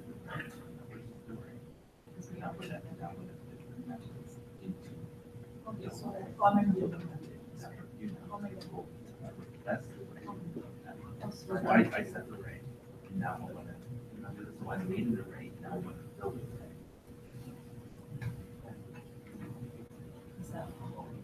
And now I'm gonna do the method. That is the method I'm gonna take. That is the rate that I'm whatever, that's gonna be, so my array. It's asking because there will be I set the rate. so you were one. Now, So something right, like what's the one. and that's the all So that I you're not know doing that's it in right. person. And That's then why I'm after saying that, one does. And something else is also. So the array is not the first job. The first job is to read the array, satisfy yourself that that's correct, and then do the next. So the job of that method is to read all the elements, put it in that array, and return that array if it is not. If it is empty, we will return null. If it is not empty, we will return null. And if you do this, it's that method. So the array is first fix that. So as soon as I do the one, it stops. So let's go back. So somewhere your return space which is not agree with this. So which is this one? This is B1. This is not an one. It's not even asking, so it should be even below. This is going to try to what's the idea of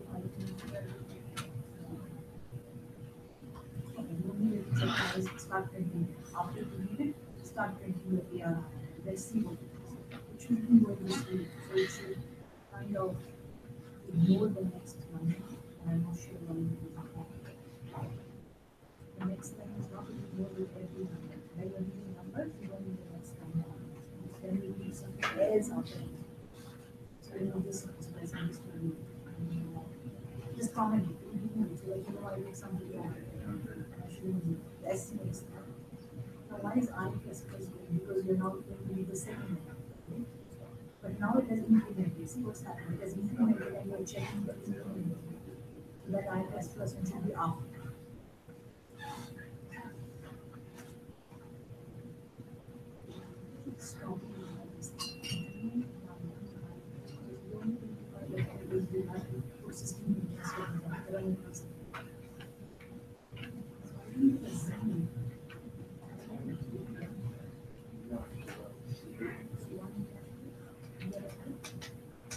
Because of the extra next time. Next was zero.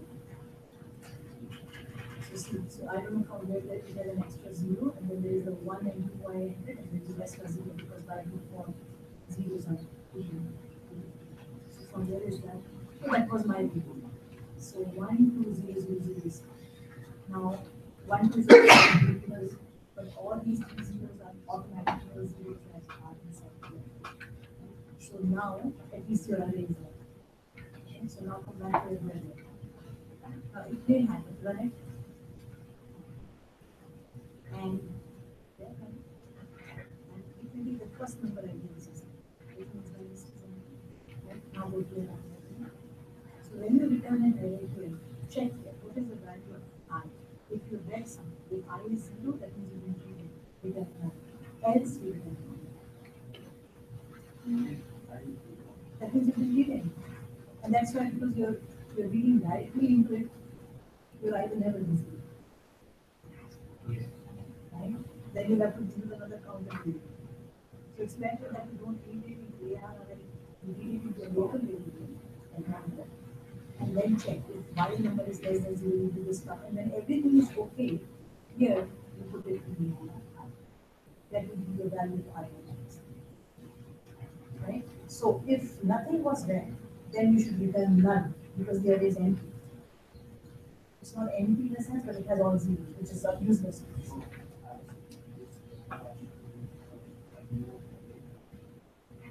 This is already done in your view.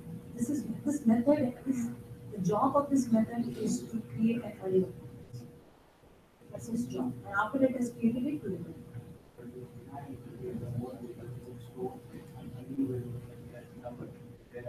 That's just a local variable of type A. It's just a variable in which you will read the value, and while it is less than 0, you will find a capacity.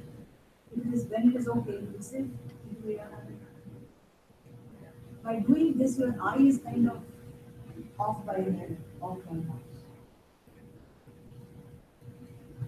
So what I want to do is this. Why am I doing this? What do I want to do this? I want to say if the array is empty. Now how will you check if it is empty?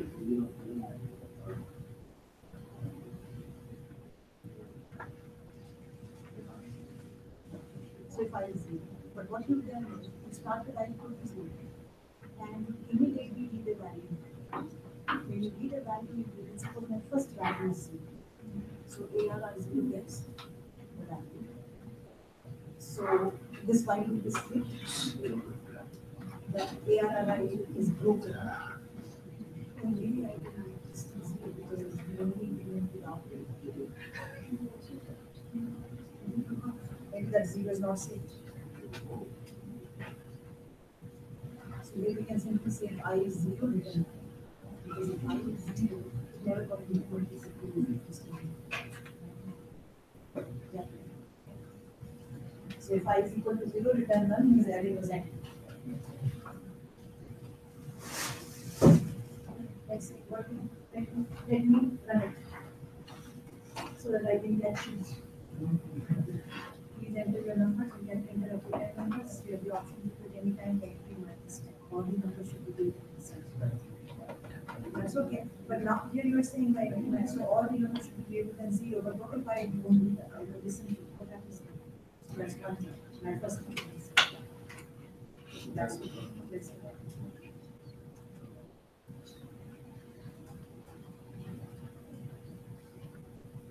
So I enter a number minus the unit store. So now I do 1, I do 2, And now I do the minus sign.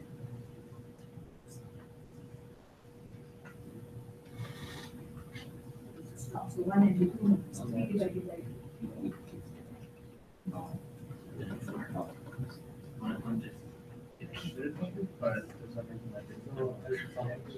You have to put his name and address.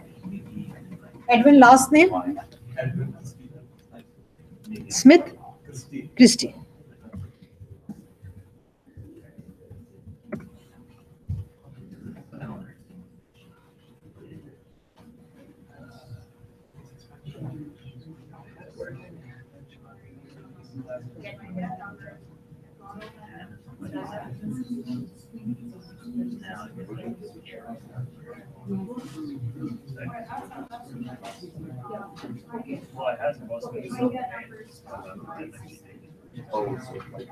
Yeah, but you have the signatures.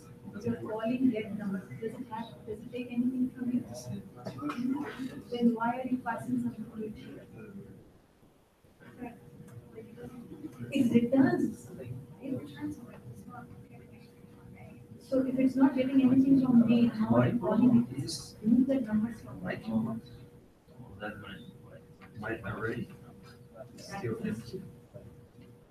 You can call get number, you call it here. Does it take anything from Let's you? be honest. But you will give me something, so you say, oh, I'm fine. So it is returning something to you. What does it return? It returns numbers. And what is numbers? But you have to read an array. It needs to return an array. It needs to return the numbers, not the words. The whole array. Okay, why is it you go back to your signature? What did you say the return sign was? Float. What should be the return? How you say? Yes, so now it is a return. Right? Now one back. Now how do you kind of say, so this again, this user numbers cannot be, you have to put this in numbers, so remove that. You've already said it is a number, just say numbers. You've already declared it as a float, just say numbers. So like this area. You already declared numbers to this float array here, remove this float please. Like this. So now, like that.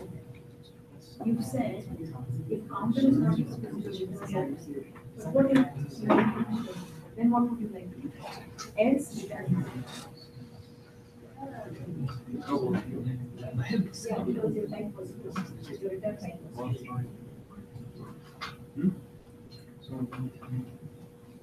That means that you can always do an alteration.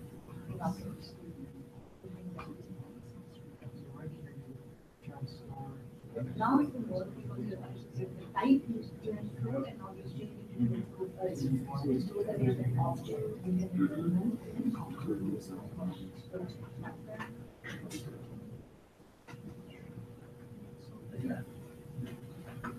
no, this is not returning. Average number is as 1,000. So this is it.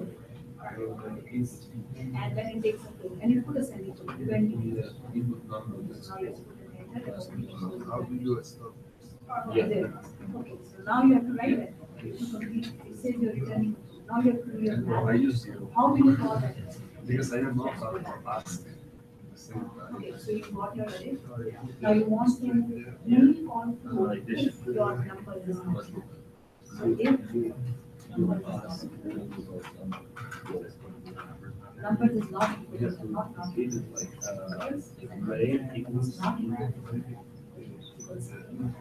Because you return 9 to the array was not. So what do you want to do? How you want to call that float? That is get average. Start your bracket.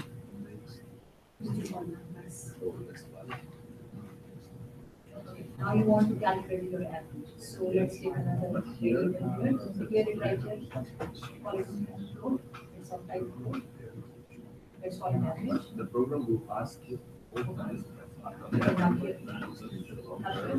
What is average? average. Sets it up. All that matters. Losers. What does average? I'm done. What does average numbers want?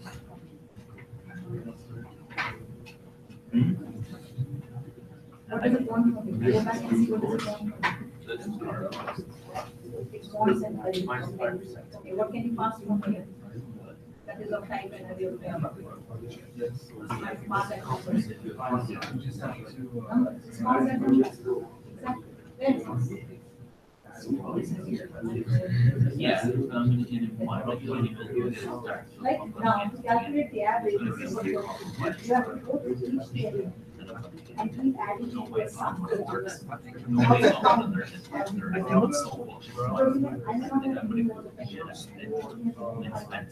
So now you have the job is to leave the first number and count this. Leave the second number and put some numbers. And so, oh, I get a C. Zero is not the value. Stop. So you have the sum and you have the count. Divide. How do you calculate average? So you have that array. You have to go to each element of that array using the for loop.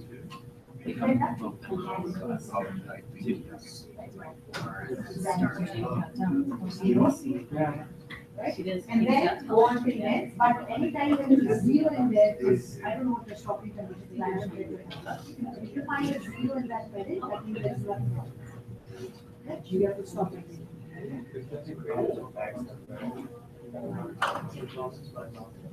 What did it say on the document? Where document means what?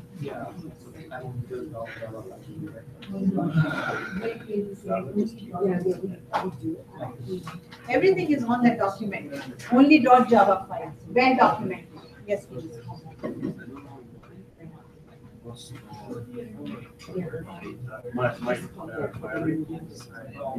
Let's see the where you're reading.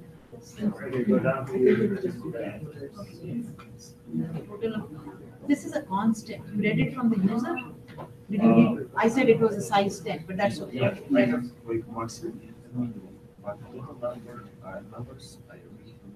Okay, don't try to make it more complicated than you're losing time in things that are not asked. Okay, and it's a total number of numbers. You create a number size. You say new. Now here the first, I don't know what you're going to do. I have no idea. I just get mistake with your No. methods.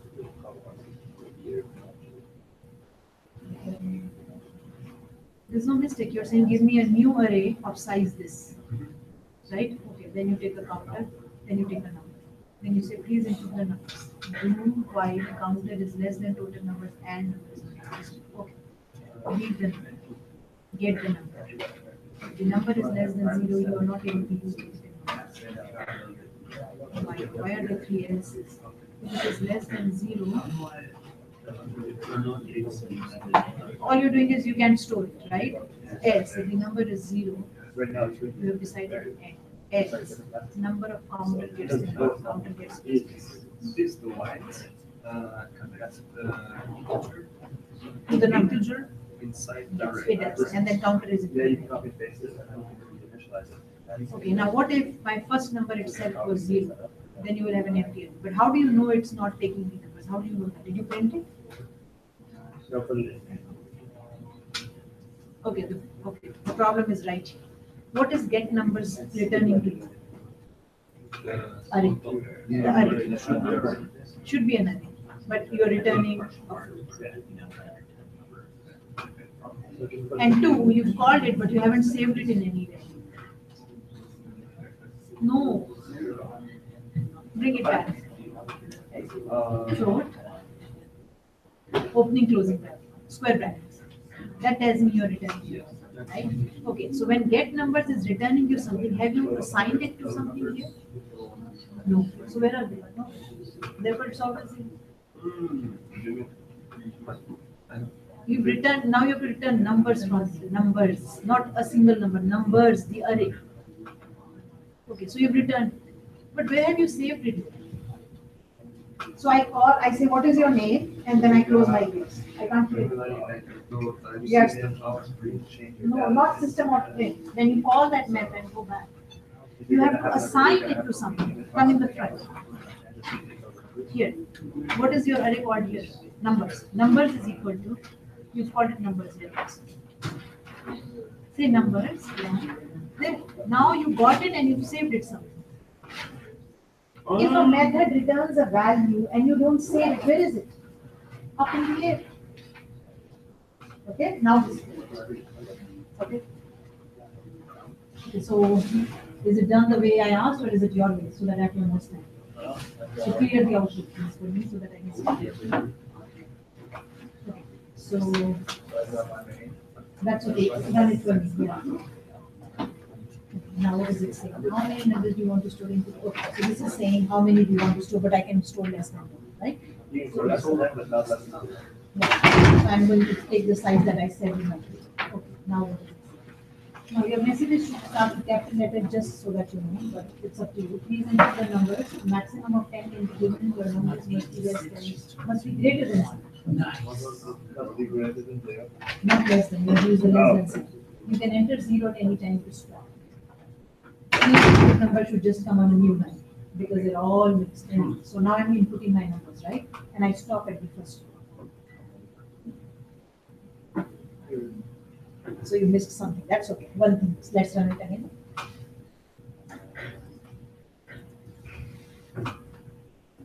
Now let's not take that. So I'm going to give 10 numbers. And now I'm going to start giving my numbers. If I give a negative number, it should not store it.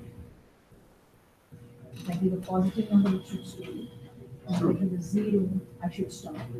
And now sum is equal to 3, total numbers is equal to 2. So where is the average is, okay, now the average is not. 3 divided by 2 is a 1.5. So average should be a 14.5. Okay, so two things you have to take care of. One, why is that null pointer exception happening? And two, the float must be null. And three, we'll just kind of ask numbers on a different line so that I can read messages. Have you tried giving all the 10 numbers? Try that also. So take size 5 and give all 5. So you're almost there.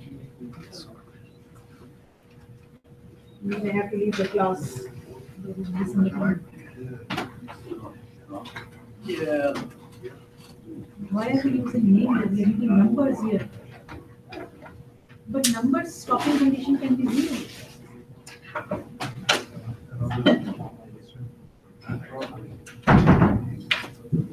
You have to return the array numbers because your return type is a array. The return type is a, let's use a small, don't use a class.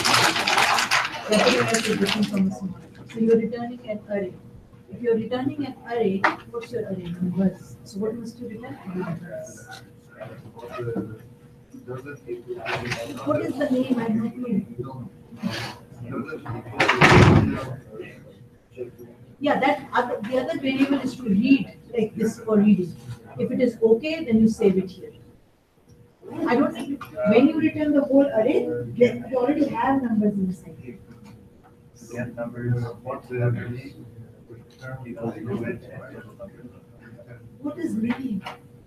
But that's not. Okay, now this here also number is not number, it's numbers. You're returning the whole array.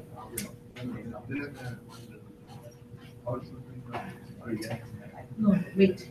You read a number from the user. If the number is okay, you save it in an array. Now this array could be called anything. We are not concerned. The return type is a float array, and you're returning numbers. Right? When you call this method, go up a little. Okay, so what is it return? No float array.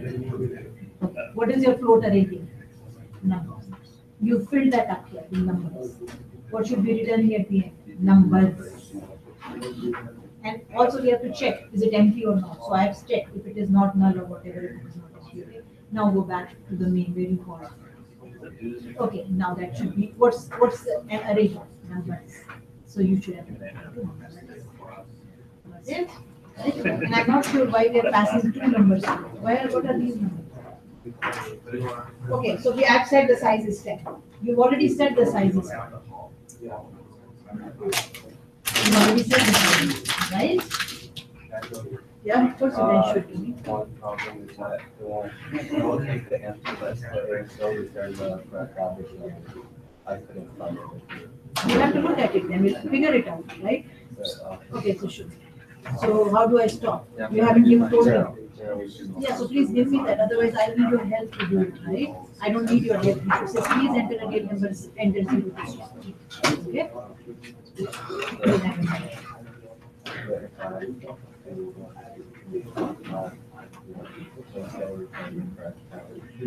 Yeah, but I don't want to see the whole list. Your list was only till 5. I can help you. You'll have to come and sit with me and I can help you. Right? For now, I'll write your name and I won't give you, I can't give you perfect marks because we had problems, but at least you have. So the first one, if I give the 0 as the first number, even then I will. Yeah, because You have an arithmetic exception division by 0 because you're calling average without checking that my list is empty. Okay, so there's not a big thing, but it has to be figured out. Okay, we will figure it out. What's your name? Mark Song. Okay, so I'll write your name, but I can give you perfect because it's still not running. So if you're satisfied with this, sure. If not, then if you need full marks, then you'll have to come to me and we'll figure it out, right?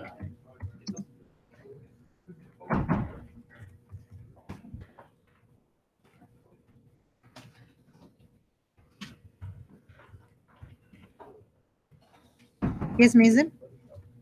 So, yeah, would I be able to show you it at our next class? Oh, sorry. Oh, sorry. I thought it was Mason, no. sorry, yeah. Just because I might be working at my job during your hours. Email me whenever you're in college, and if I'm not in class, you can come and show it. I can show you at the next class. Yeah. Okay. Are you finished? Have you finished? No, I'm almost done though. The next hour is free. Oh, if you want. There's no class in here for the next hour? No, I'm in my office. Oh, okay. So if you are finished and you want to show to me, email me. I usually take my rounds. I'll come back and see it. Okay. It's not my office hour, but the class starts at 12. Okay. Okay. And if you cannot, then what about tomorrow or day after? No time at all? You're not coming to college? That's why I might be working during your 3 hours. That's why. You have to think of a time when I'm not working. Email me and say, Anju, is this time work for you? And I'll let you know. Okay. It may be difficult to see it in class and then you will be left alone with no marks. And that's not what I want, right?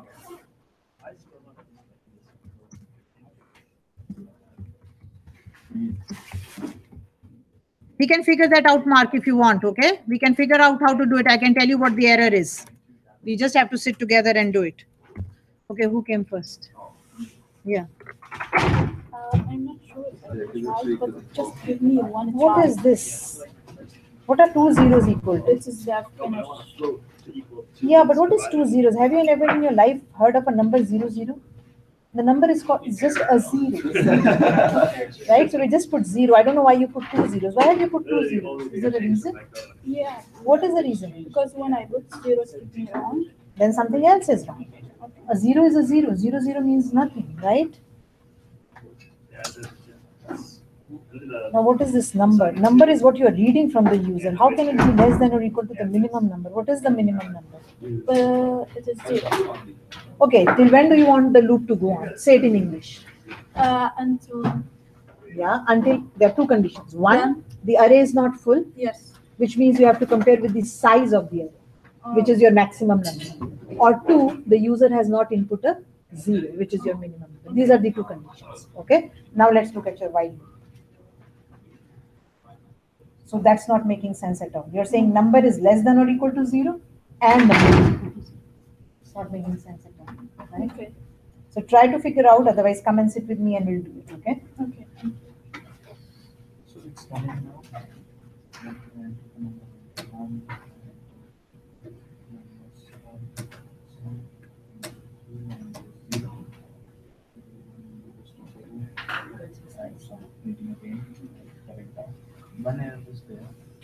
You're messing up. Like you're writing as if you're writing like your 5s and your 0s. You lose marks for all this.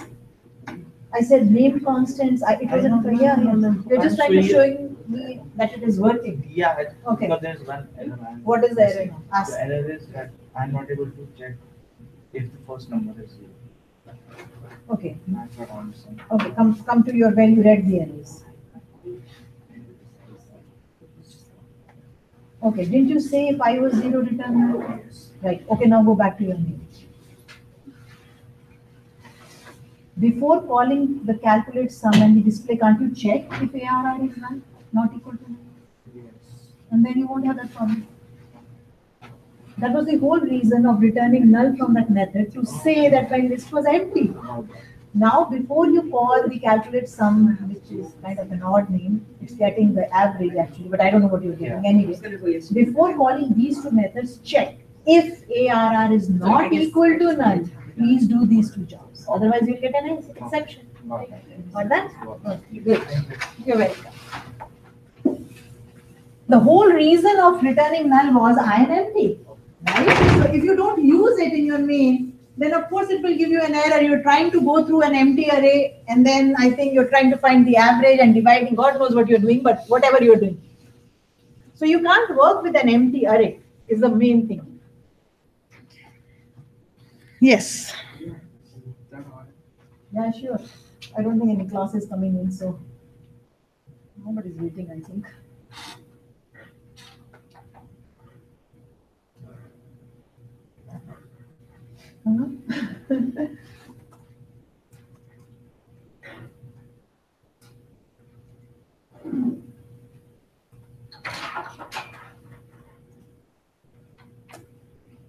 Okay, so let's see. Generating value list, enter Q to proceed. Yeah, matching the prompts. Yeah, that's kind of odd. You're saying please enter a positive number, and then you're saying enter Q to proceed. Q is the ones that like quit. quit. Okay, but how do you take a Q when I'm reading numbers? So you've taken two inputs, a number and quit, number and quit. No, because the scanner has a next value. Oh, okay, so that's how you're using. Oh, I thought we had a class here.